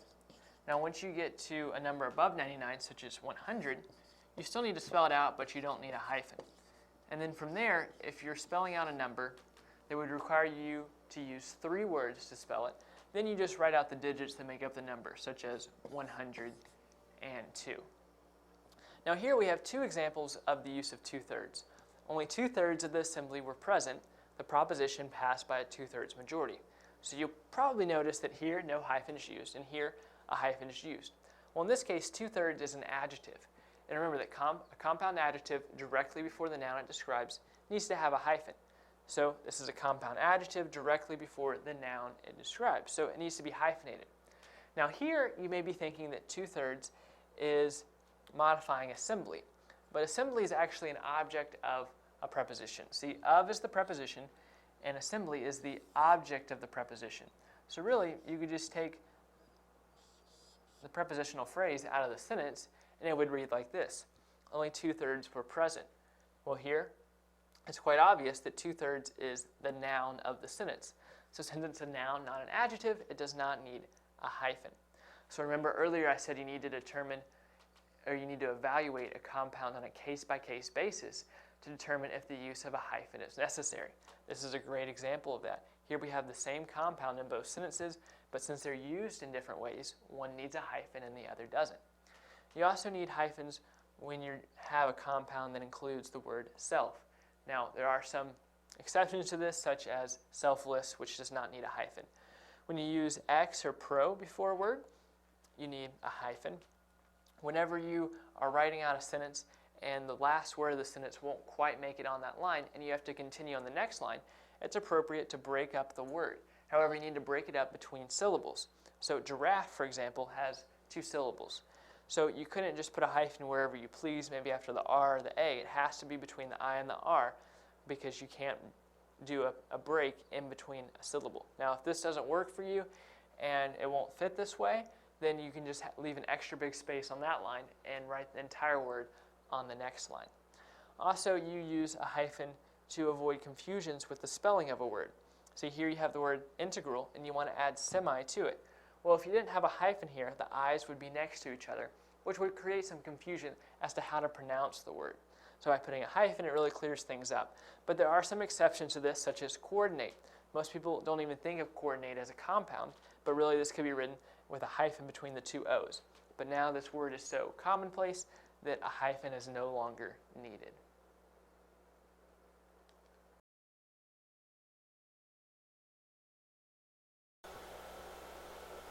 The introduction will always come at the beginning of an essay. The introduction is extremely important because it gives the reader an idea of what is to come. If your introduction is poorly written or poorly constructed, a reader may stop reading there and not even finish the rest of the essay. And if a teacher is reading your essay to grade it, the introduction is going to give them an idea of how the rest of the essay is going to be written. So if you write your introduction poorly, they're going to assume and go into reading the rest of the essay with the notion that the rest of the essay is poorly constructed and poorly written as well. So go ahead and make a great first impression and write and construct your introduction well. The introduction also contains your thesis statement. The thesis statement briefly states what the rest of the essay is going to be about. And so it makes sense that you would put the thesis statement first because it gives the reader an idea of what is to come. Tell what the essay will cover. Give them an idea of what they're about to read and why they need to read it. And make sure your introduction contains an explanation, kind of a summary about the essay. So again, the reader has an idea of what is to come. The introduction sets the stage for the rest of your essay. It's extremely important, but make sure that it contains a thesis statement, tells what the essay will cover, and contains an explanation of the rest of the essay. And you'll be on your way to writing success.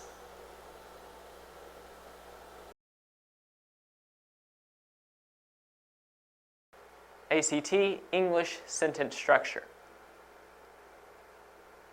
Linking verbs do not express action. Instead, linking verbs express a state of being. So you have action verbs and linking verbs. And so linking verbs are reserved for expressing a state of being. So an example is, John was a doctor. Was here is a linking verb, and it's expressing a state of being, John being a doctor. And then the grapefruit here is too sour. The grapefruit is too sour. So is the linking verb here, and again it's expressing a state of being because it's describing grapefruit. So in addition to was and is, some other linking verbs are am, are, were, be, being, and been. Now, a noun or an adjective is going to follow a linking verb. So when an adjective follows a linking verb, it describes the subject.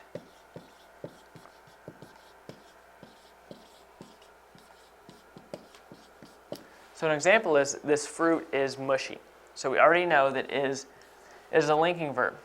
And so we look at the word following the linking verb, and we know it has to be a noun or an adjective.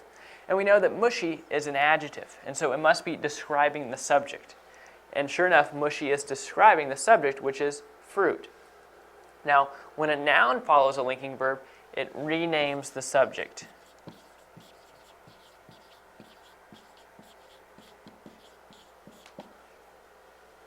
So here we have he is a doctor. Again, the linking verb is, and so the word following it is doctor. And so we know that doctor is a noun, so it must be renaming the subject. And sure enough it is, because doctor and he are interchangeable here because they're referring to the same person. Now, some sense-related verbs can also act as linking verbs, such as feel, look, smell, sound, and taste. And then there's some other verbs in general that can sometimes act as linking verbs, like appear, become, grow, and seem. And so we have some verbs that can be either an action verb or a linking verb, depending on their meaning in a sentence. Some examples are appear, become, feel, grow, look, smell, sound, and taste. So right here we're using the verb grew. So here is an example of it as a linking verb. Mary grew ill. And so a linking verb is going to have a noun or an adjective following it. So here we have ill, which is an adjective. And so since it's an adjective, it must be describing the subject. And sure enough it is. It's describing Mary. It's saying that Mary is ill. Now here we have an action verb. We grew tomatoes. It's the same word, but this time it's acting as an action verb. Now pretend for a second that it is a linking verb. We look at the word tomatoes and we see that it's a noun, so it must be renaming the subject. Well, we and tomatoes aren't interchangeable because we and tomatoes are not the same thing. So we know that grew here must be an action verb. So you just have to base it off the context of a sentence when you're trying to decide whether a verb is acting as a linking verb or an action verb. But when you come up to these words up here, these verbs are always going to be linking verbs. But when you come to sense-related verbs as well as some other verbs, they can act as a linking or action verb.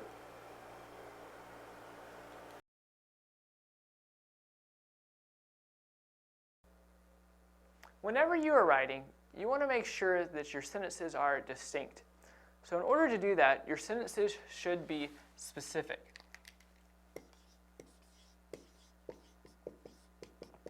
When sentences aren't specific, you as the author are not telling very much to the reader.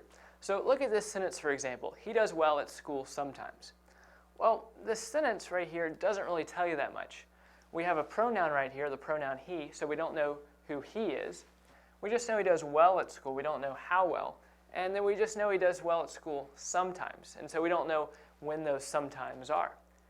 Now, we could rephrase this sentence, add some more details in it, and totally transform the sentence. So we could say, Darius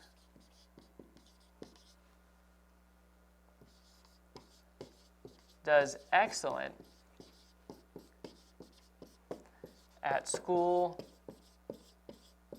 on Fridays. So before we just had this pronoun right here, he. Now we have a proper noun, Darius, so we know who he is. And earlier we knew that he did well, but we didn't know how well. Now we know that he does excellent. Excellent is more of a descriptive word. And then before we didn't know when he did well at school. We just knew he did well at school sometimes. Now we know that he always does well at school on Fridays. So both of these sentences are structured the same. However, you learn a lot more, or you get a lot more information from this sentence than you do the first sentence. So let's take a look at a second example. He went over there. Again, we don't know who he is because there's just a pronoun there. We know that he went somewhere. We don't know how he went. We don't know if he was in a car or walking or jogging or running or riding a bike or a skateboard. And it says he went over there. And we don't know where there is. But again, by adding more details, by making the sentence more specific, we can give the reader a lot more information. So now we can write Darius walked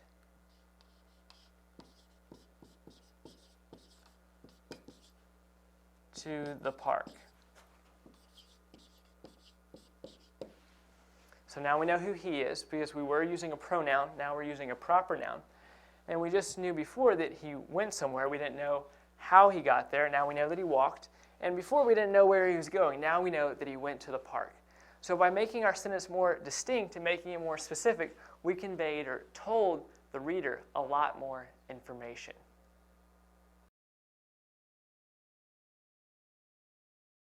ACT English Strategy. I want to go over 4 methods to obtain coherence in writing. So when I talk about coherence, I'm talking mainly about consistency. And so one method is by the repetition of key phrases or words. And so when you repeat key phrases or words, you are establishing consistency in your writing because the reader can see your consistency because you're using the same phrases and words over and over. A second method is the use of personal pronouns. So this sentence says, Joe's dog walked around Joe's leg. Now, Joe's right here that's underlined is the only one that should remain. We should remove Joe's right here and replace it with his, because when we use Joe's twice, it begins to confuse the reader because they think we're talking about more than one Joe. And so by using this personal pronoun right here of his, it increases the comprehension on the reader's part, which in turn increases coherence. Because even if you have consistency in your writing, if the reader can't comprehend what you're writing, they're not going to be able to see the consistency in your writing. A third method is the use of synonyms. So this first sentence says he went on a hike with his colleague. Now, say you don't know what the word colleague means. Well, you progress to the next sentence and read, it was his first time to hang out with a coworker. So you can easily see that colleague and coworker are indeed synonyms. And so if you did not know what colleague meant, you probably know what coworker means. And so you can just figure out what colleague means by saying that it's a synonym with coworker. And so again, this increases comprehension, which helps for consistency. Now, the fourth method is the use of parallel construction. And so parallel construction is when you have items in a series and you approach each item in the series the same way. And so this sentence says, I went to the grocery store, the car wash, and ate lunch at the food court. And so each item in this series does not have the same grammatical setup. See, you should be able to apply the first 3 words of this sentence to each part of the series. You should be able to say, I went to the grocery store, which you can, as well as I went to the car wash, and then I went to ate lunch at the food court. See, the first 2 parts of this series make sense, but the third part doesn't. You have to rephrase this sentence for it to make more sense. You can say, I went to the grocery store, the car wash, and to the food court to eat lunch. And so those are 4 methods to obtain coherence in your writing.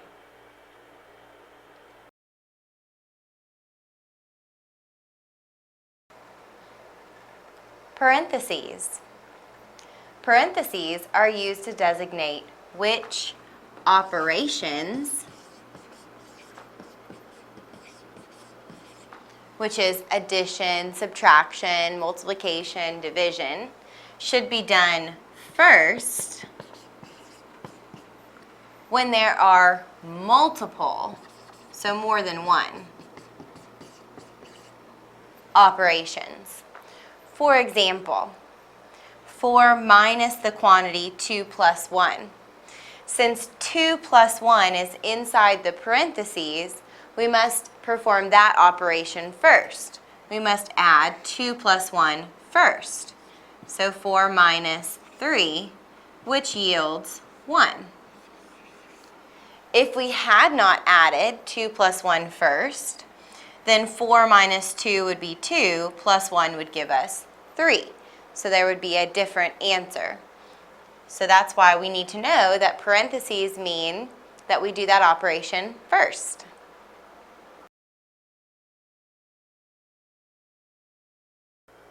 ACT, English sentence structure. There are 3 verb tenses that I want to take a look at. And those verb tenses are present perfect, past perfect, and future perfect.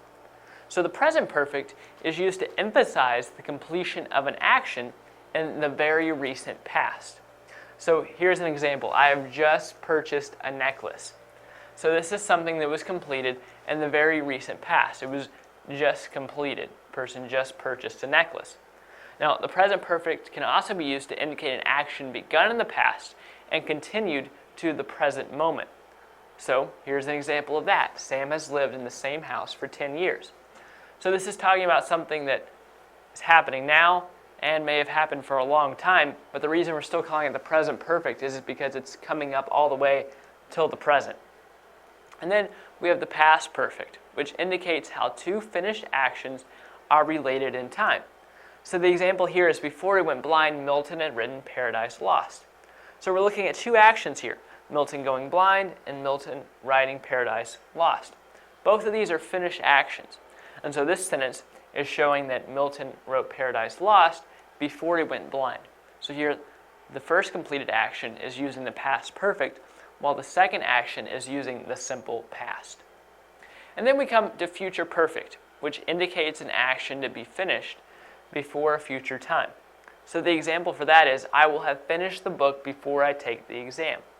So this is an action that has not happened yet, but is going to eventually be finished. And the sentence is telling the reader before what event that action is going to be completed. See, the writer is saying they're going to finish the book before the event of taking the exam. So that's a look at present perfect, past perfect, and future perfect verb tenses.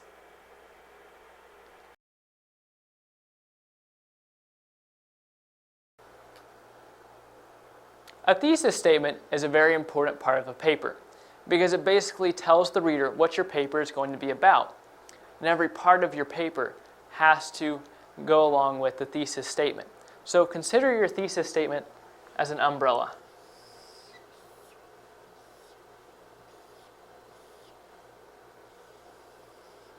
So here's the umbrella. And so all of your points have to fit in under the umbrella. Point 1 has to, and point 2. And if any point tries to get out here and doesn't quite fit under the thesis statement and doesn't quite talk about the same things as the thesis statement, you have 2 choices. You can expand your umbrella. In other words, expand your thesis statement to include point 3, or you just have to remove point 3 and not talk about that point. But the important thing is that everything in your paper refers back to your thesis statement. It's the guide for your whole paper. It's what holds it together, because otherwise you have a paper with lots of different concepts. And the thesis statement is the unifying sentence of the paper that brings it all together. The thesis statement needs to go near the beginning of the paper. Now notice I said near the beginning, not at the very beginning. Generally, needs to be the last sentence of the first paragraph. So you put in your paper some introductory information, and then you close off the paragraph with the thesis statement, which lets the reader know what the paper is going to be about. And then at various times throughout the paper, you may repeat the thesis statement just in slightly different form, especially in the conclusion of the paper. So a good thesis statement tells what the paper is going to be about, and generally is pretty specific. It's not very broad. It tells the reader almost exactly what the paper is going to be dealing with. So those are some important things to remember when using thesis statements.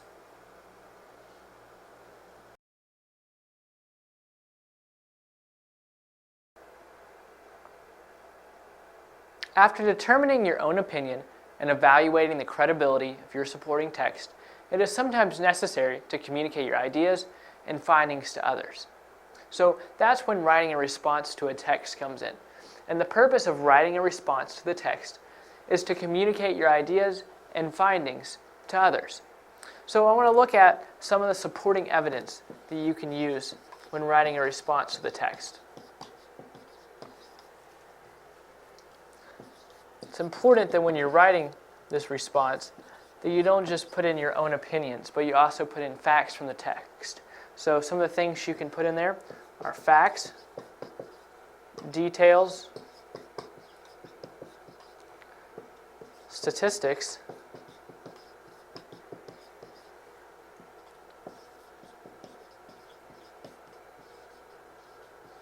and direct quotations. So what you want to do is look in the text and find things like this that you think will back up your arguments, because you're communicating your ideas and findings to other people. So you want to find the best way to communicate those ideas and findings. So look for facts, details, statistics, and direct quotations that back up your ideas and findings. So what you need to do is take info from the original text, which is all this up here. Take that info first and then base all of your discussion,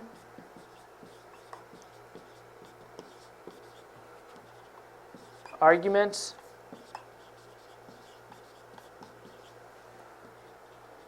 and defense off of this information from the text. Notice the difference here when not using supporting evidence. So consider like we're not even using all this. Then you're discussing your ideas, you're discussing your findings, you're arguing your findings, and you're offering a defense for your findings and ideas. Well, why should the reader trust you? That's where it's important to have this supporting evidence when writing a response to the text.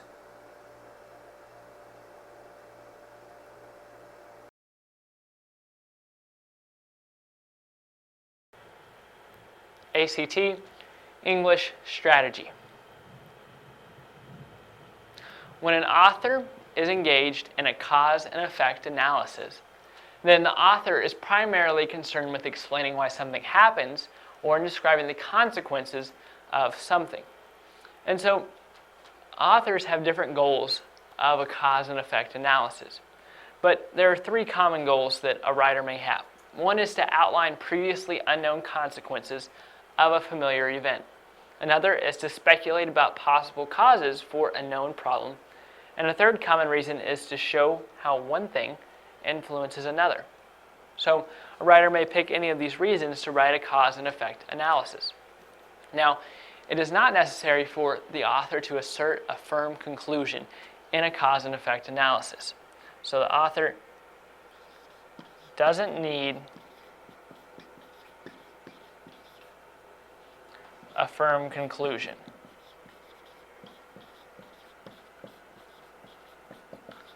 Often, just asking some pointed questions will be sufficient.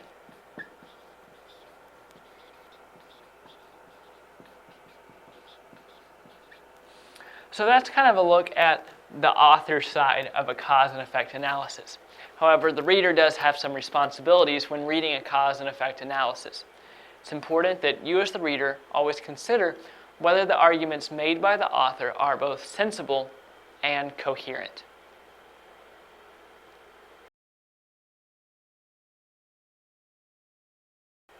ACT English strategy. When the author is dealing with a complex or extremely detailed subject, he or she will often use the rhetorical strategy of classification and division in order to simplify things for the reader. So classification and division means organizing the material of an essay into distinct categories. It makes it more understandable for the reader. It makes it easier for the reader to follow all of the author's points. And so when an author uses the rhetorical strategy of classification and division, both the author and the reader have particular responsibilities. So the author's responsibility is to state the system being used.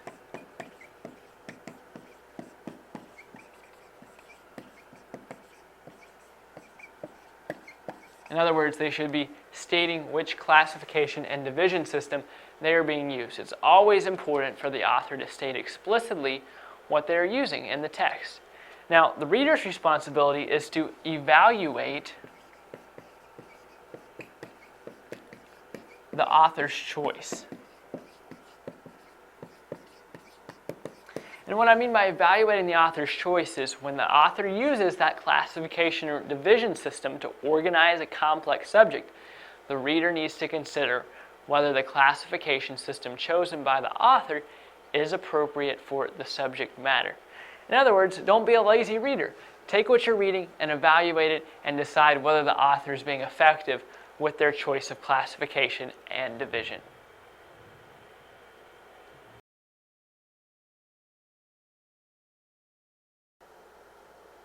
ACT English strategy.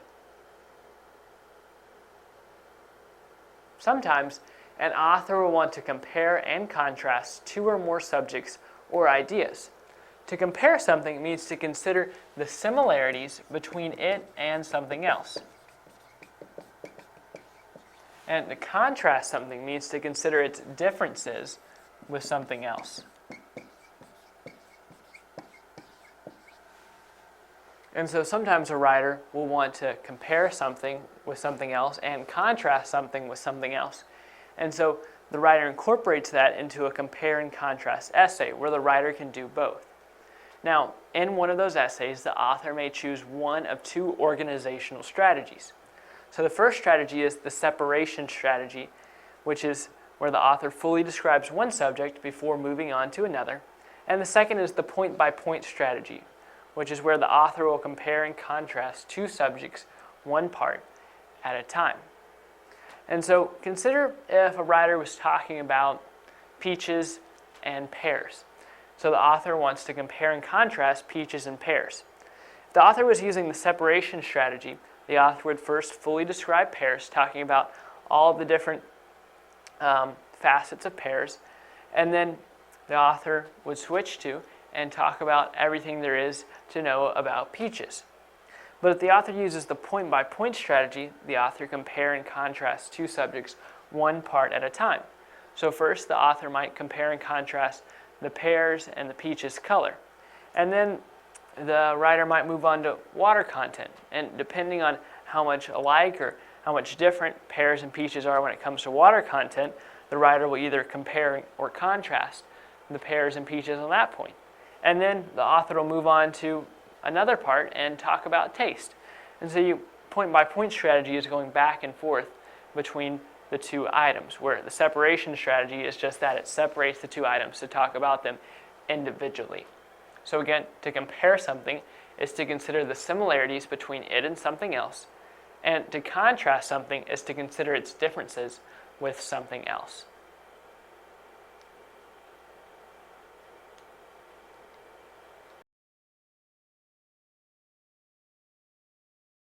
ACT English strategy.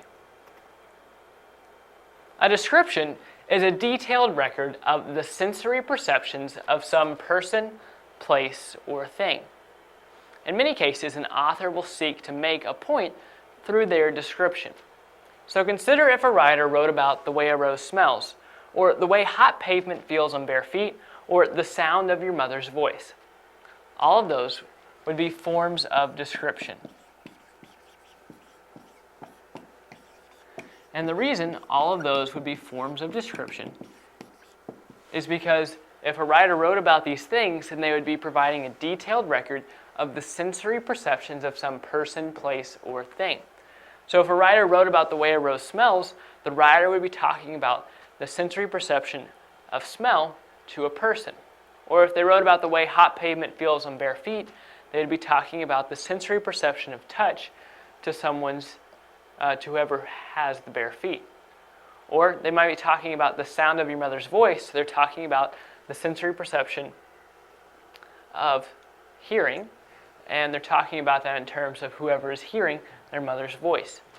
Now, sometimes an author will use short descriptions to give the reader a sense of the emotional content of the topic.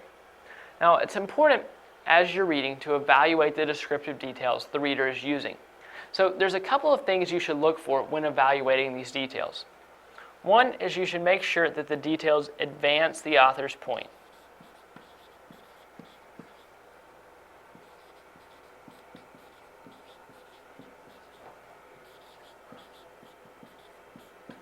If the details aren't advancing the author's point, then they're irrelevant and they're cumbersome to the reader and they're distracting from the main point that the author is trying to make.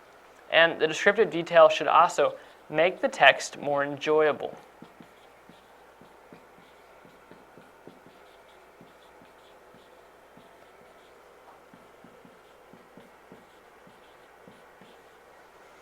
If the descriptive details don't make the text more enjoyable, then again, that means the facts are probably irrelevant or there's just too many of them, and so they're becoming cumbersome to the reader. And again, they're distracting from the author's main point. So you as the reader should be constantly evaluating whether the descriptive details included by the author advance the author's point and make the text more enjoyable, or if they are just distracting and irrelevant.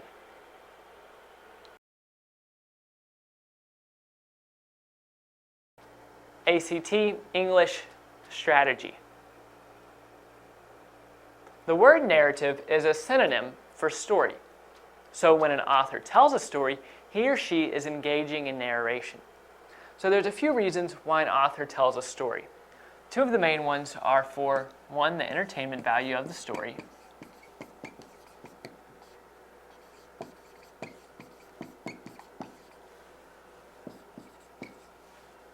and another is to convey a larger point. So sometimes the reader is not worried about conveying a point, but they are just telling a story just for the purpose of the entertainment value of that story. And other times it's to convey a larger point to the reader. Now, as a reader, you should constantly evaluate the ways in which the author uses narration to accomplish his or her goals. Now, there's a couple of keys to the effective use of narration. One is the point of the story should be self-evident.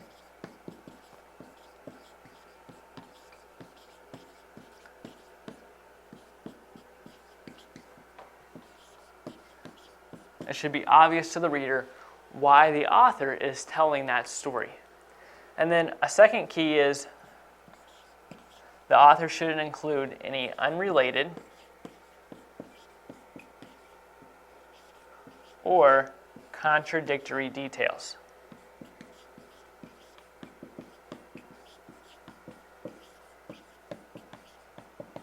Anytime the author uses unrelated or contradictory details, it undermines his or her own agenda.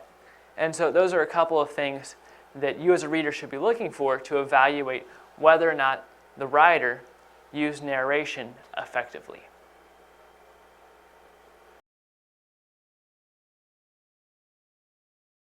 ACT English strategy. A text is said to be engaged in the rhetorical strategy of persuasion when it attempts to convince the reader of a certain fact or opinion through the use of reasoning. So the rhetorical strategy of persuasion is when the writer is trying to convince the reader through the use of reasoning. Now, there's a couple of criteria that an essay needs to meet in order to be an effective persuasive essay. So a writer needs to make sure they incorporate these two criteria into any persuasive essay they're writing. So the first one is an effective persuasive essay is somewhat objective.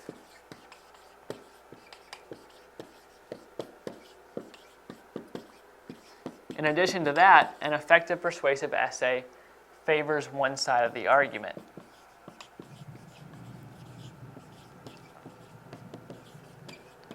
Now, you may be thinking that these are contradictory statements, but these two statements can coexist in an essay. Now, the reason a writer needs to be somewhat objective is that a persuasive essay that does not seriously and reasonably assess the arguments of the other side will not be able to convince an impartial and thoughtful reader. So that's why it's important to be somewhat objective. The essay can't be overly weighted to one side. The writer or the reader needs to feel that the writer weighed both sides of the argument and that they're giving facts from both sides of the argument. Now, in order to be a persuasive essay, however, the essay cannot be totally objective. It has to favor one side of the argument. Now, an informational essay could be totally objective, but in order to be a persuasive essay, the writer does need to favor one side of the argument. And there's nothing wrong with that. There's nothing wrong with the writer trying to push one side of the argument. It's just important that they're objective enough that they get some trust with the reader. Now, because the writer is trying to persuade the reader, it's very important in persuasive essays that the reader take care to separate matters of fact from matters of opinion.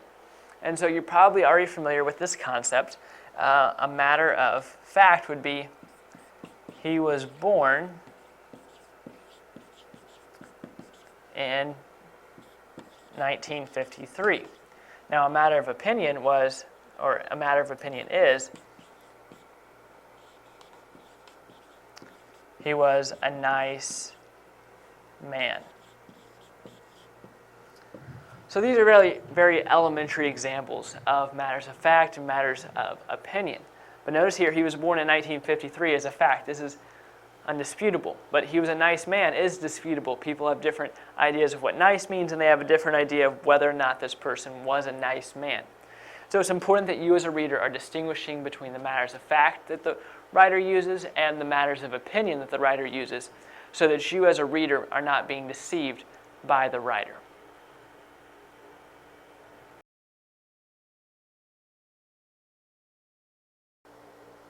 ACT, English sentence structure. A sentence can be identified according to its structure. So the 4 different types of structures are simple sentence, compound sentence, complex sentence, and compound complex sentence. So a simple sentence is made up of just an independent clause. An independent clause is a clause that can stand by itself. So here's an example. It rained yesterday. So we have a subject here, it, and a verb, rained. And so this sentence isn't dependent on anything else to be a complete sentence. It's a sentence in its own right because it can stand alone. It rained yesterday is a grammatically correct sentence. So we call that an independent clause. Now, a compound sentence is made up of 2 or more independent clauses. And I'm just going to write here IC for independent clause. And so an example of a compound sentence is, she likes to eat fruit and I like to eat vegetables. So notice here that we have a subject and a verb. She likes to eat fruit, and a subject and a verb. I like to eat vegetables. So this is an independent sentence because it could be a sentence by itself, and this is an independent sentence because we could just say, I like to eat vegetables, and that's a sentence by itself. But notice here we have them joined together by a comma and the conjunction and. And so there's a few ways you can join 2 independent clauses together. One is by that example right there, by a comma and a conjunction. And so and is a conjunction, as well as words like for, but, so, and yet. And then we can also join 2 independent clauses by just a semicolon. So right here we could take out the comma and just put a semicolon. It's less common, but it's still grammatically correct. And another way is just to put a conjunction with no comma.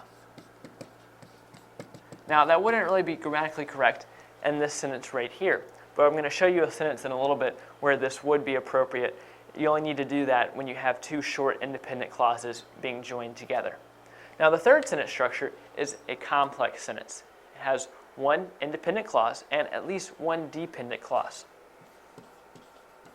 So I'm going to write here independent clause and at least 1 dependent clause. So an example of that is, because I like to drink milk, my bones are very strong. Now here you see the subject I and the verb like. So you have I like to drink milk. You have a subject and a verb, but this is not a complete sentence. This is a dependent clause because of this word right here, because. If you were to say, because I like to drink milk, that wouldn't be a complete sentence. You need something else to it to finish it out. So that's why we call this a dependent clause, because it's dependent on another clause to be complete. Now here, on the other side of this comma, we have an independent clause. Here we have a subject, bones, and a verb, are. So my bones are very strong, can stand alone. So it's joined together with this dependent clause with a comma. Now, dependent clauses can also come after the independent clause, and you could have more than 1 dependent clause in a complex sentence. Now, a dependent clause is usually introduced by a relative pronoun, such as who, which, that, or something else like that. Or a subordinating conjunction, maybe like although, because, or when. Now finally, we get to the 4th sentence structure, which is a compound complex sentence, which is two or more independent clauses plus one or more dependent clauses. So we have two independent clauses and at least one dependent clause. And so an example of that is the plane arrived and we took off because we were already late. So right here we have plane as the subject and arrived as the verb. And then here we have we as the subject and took as the verb. So this is an independent clause right here because it can stand alone. And this is an independent clause. Now right here we have a dependent clause. Now again, we have a subject and we have a verb. We and were are the subject and verb here, but this is not an independent clause. If we were to take the word because off, it would be an independent clause. We were already late. But because of the word because, it's now a dependent clause. Now right here you may be thinking, we have two independent clauses here joined by just a conjunction and no comma, because what you're used to seeing is a comma right here, which that is appropriate. We could also just put a semicolon right here. That would also be appropriate to join the two independent clauses. But we can actually not use a semicolon and we can not use a comma and just have a conjunction, because this is one of the cases where, like I was saying earlier, you just need a conjunction because you have two short independent clauses. So again, the four sentence structure types are the simple sentence, the compound sentence, the complex sentence, and the compound complex sentence.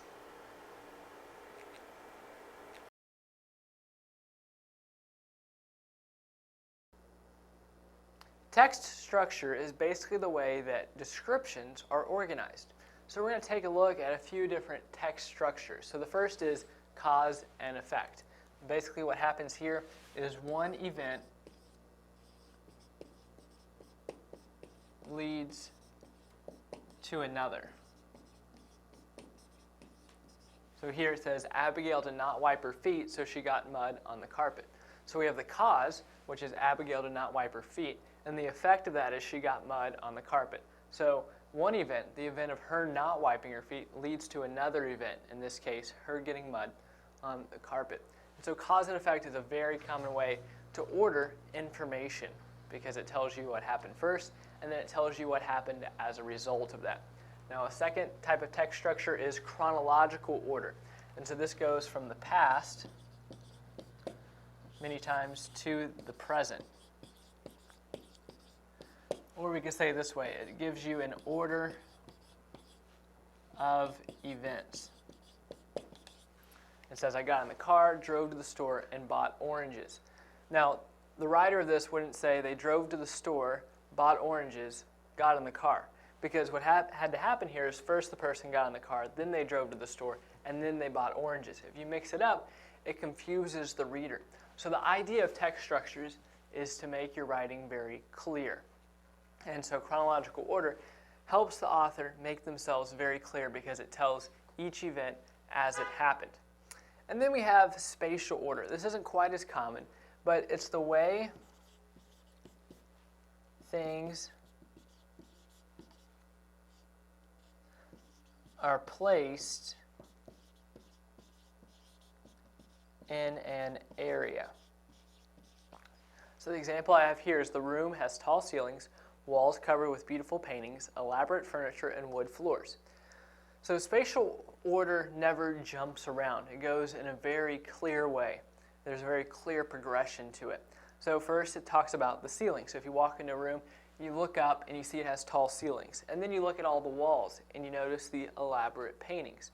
And then your eyes go down a little bit further and you notice the elaborate furniture. And then finally you look all the way down to the ground and you see the wood floors.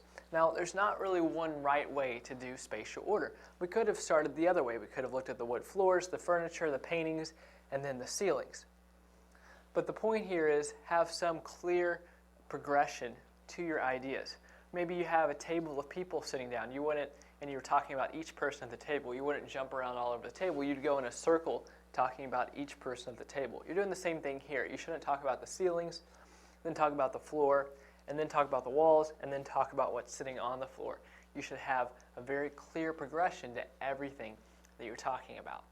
So once again, cause and effect, chronological order, and spatial order are all text structures. Now there are other text structures, but these are some of the most common.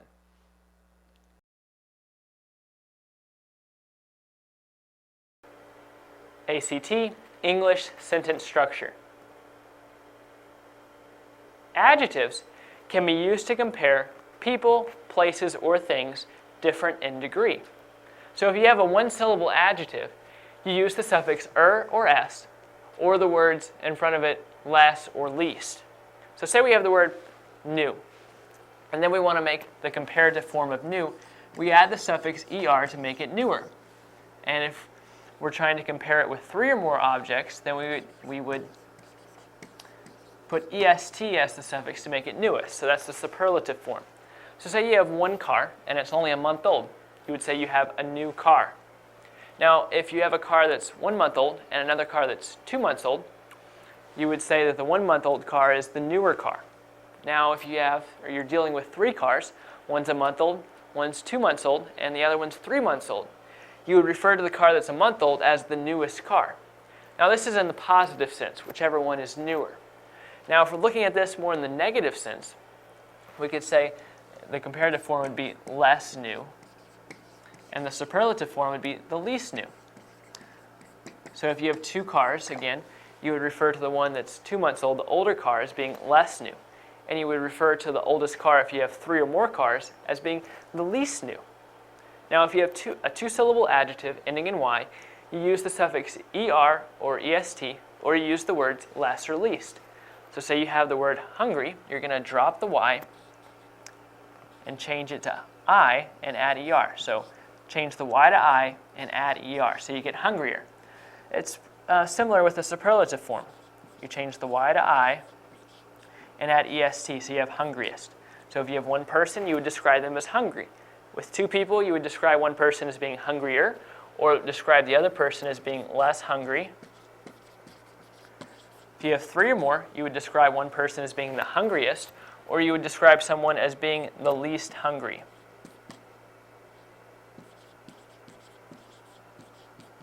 Now, if you have a word with 2 or more syllables, use more or most, or less or least. So notice here we're no longer using suffixes. So if something is thrilling and you're comparing it with something else, you would say that one is more thrilling. And then if you have 3 or more, you would describe something as being the most thrilling. And then in the same way as before, you would describe one as being less thrilling or the least thrilling.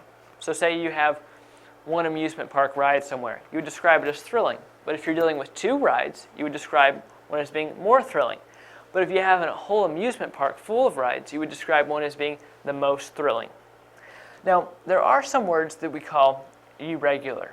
And they're irregular in the way that we form their comparative and superlative.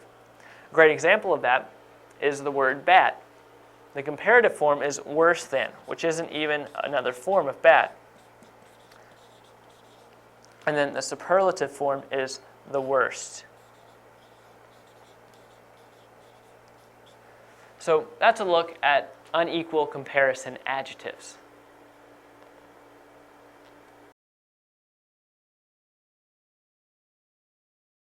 ACT, English style. Word usage, or diction, refers to the use of words with meanings and forms that are appropriate for the context and structure of a sentence. So this right here is your goal as a writer, to use words with meanings and forms appropriate for the context and appropriate for the structure of a sentence. Now, a common error in word usage occurs when a word's meaning does not fit the context of the sentence. This sentence right here says, Susie likes chips better than candy. Now, the appropriate word here is than, not then. Then is an inappropriate word for the context of the sentence. So it makes more sense to say Susie likes chips better than candy, because than is used in comparisons, while then is used in more of a chronological sense, like I went to the store, then I ate lunch. Another example would be the cat licked its coat. The correct form is the cat licked its coat. Now, its and its are homonyms, which are words that sound the same but have different meanings. And you may be thinking, anytime a word is possessive, shouldn't it have an apostrophe? Which generally that is the case, and here its should be possessive. But with the case of the word its, you only use an apostrophe when you're talking about the contraction. So right here, the sentence is saying the cat licked it is cold.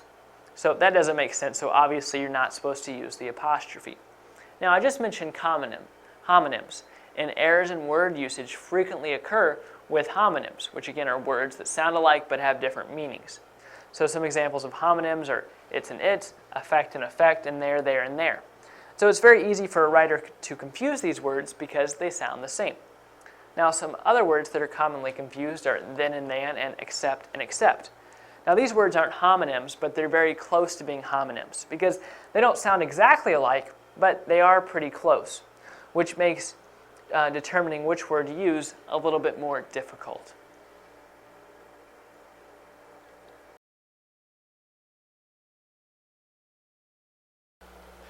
Today we want to go over writing strategies. And when we think about this, we're either thinking about how to improve our own writing or how to teach others to improve their writing, perhaps even those who are students trying to master the English language.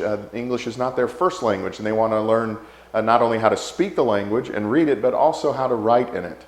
And so these strategies will help our own writing, will help us in teaching others to write if English is our native language, or even assist those whose first language is not English. So writing strategies, how can we improve our writing? Well, one of the things we can do first is to practice our penmanship. And I know this seems odd in this day and age of the ubiquitous computer where everyone's texting and typing. Hardly anyone writes anything anymore. It's actually a dying art. But in some ways you can learn a great deal through the actual mechanical process of holding a pen and forming the letters yourself. So there actually is value in the slower, perhaps less efficient form of writing things out longhand. And having legible penmanship can be a benefit.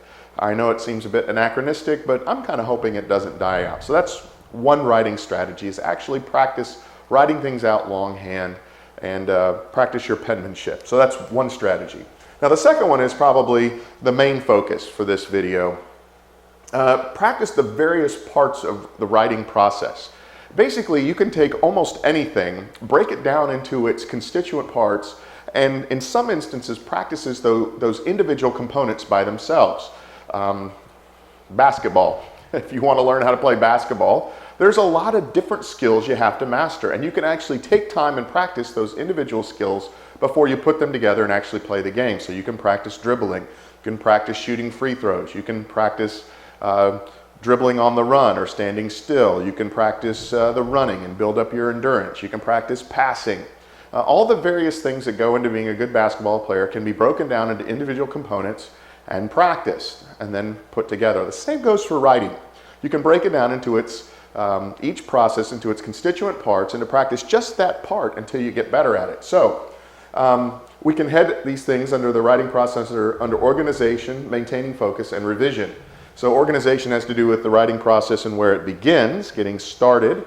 Maintaining focus is sort of the mid area, and then revision is the final. If we can use chess as an analogy, this is the opening, this is the mid game, this is the end game. So organization is where we start, maintaining focus is the meat of the sandwich, and revision would be the other piece of bread if we're using a sandwich analogy instead of a chess analogy. But I'm hoping you get the idea that you can actually break it down into those three categories and say, okay, I'm going to practice just how to organize and getting started in writing. I'm just going to practice that middle part of rough draft and things like that, or I'm going to work on revising things and get better at that.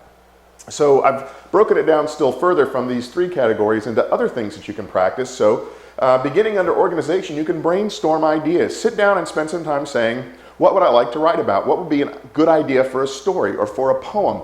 Or it all depends on what kind of writing you're going to do. If you're going to do technical writing, that's one type of writing. If you're going to do fiction writing, that's another type. If you're going to write poetry, that's a different type. So brainstorming ideas appropriate to the type of writing you want to do. That would be under organization. And then getting a basic outline. Once you've got a whole bunch of ideas out there, you pick one and you say, okay, let's outline what this would look like as near as I can tell from beginning to end. And so you're just really getting the big structures in.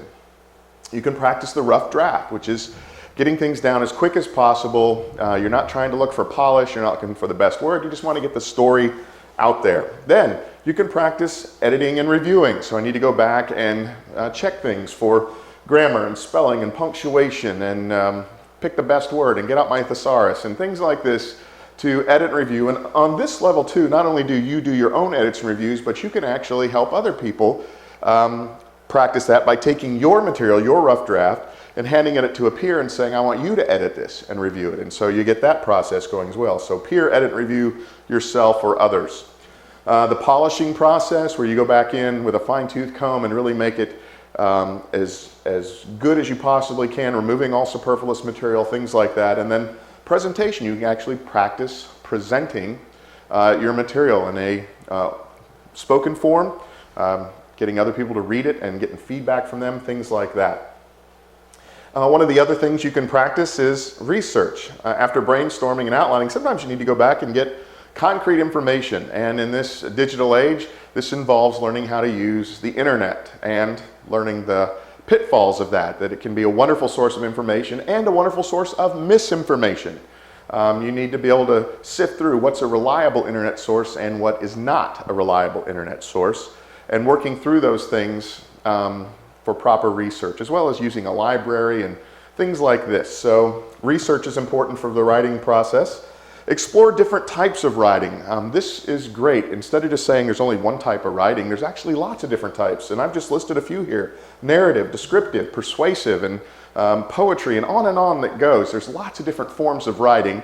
Pick one and explore that genre of writing. Get practice in it. It teaches you more not only about that style of writing, but about your own language, or helps you teach others about the English language if that's the language you're writing in.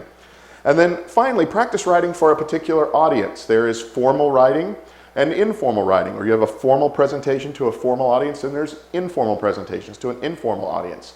It's different to present something on a valedictory speech versus going to the local coffee shop on Friday night and doing some free-form poetry or something. Basically, these are different audiences, different types of writing, and you can practice those things. Writing for different cultures. Research comes in there. For different age groups. Writing for children's different than writing for adults, and things like this. So if you break it down into its constituent parts, pick a particular portion of a particular audience, particular writing style, the process itself broken down, you can practice each one of those by themselves and actually see progress being made for yourself, or teach it to someone else and see them make progress as well.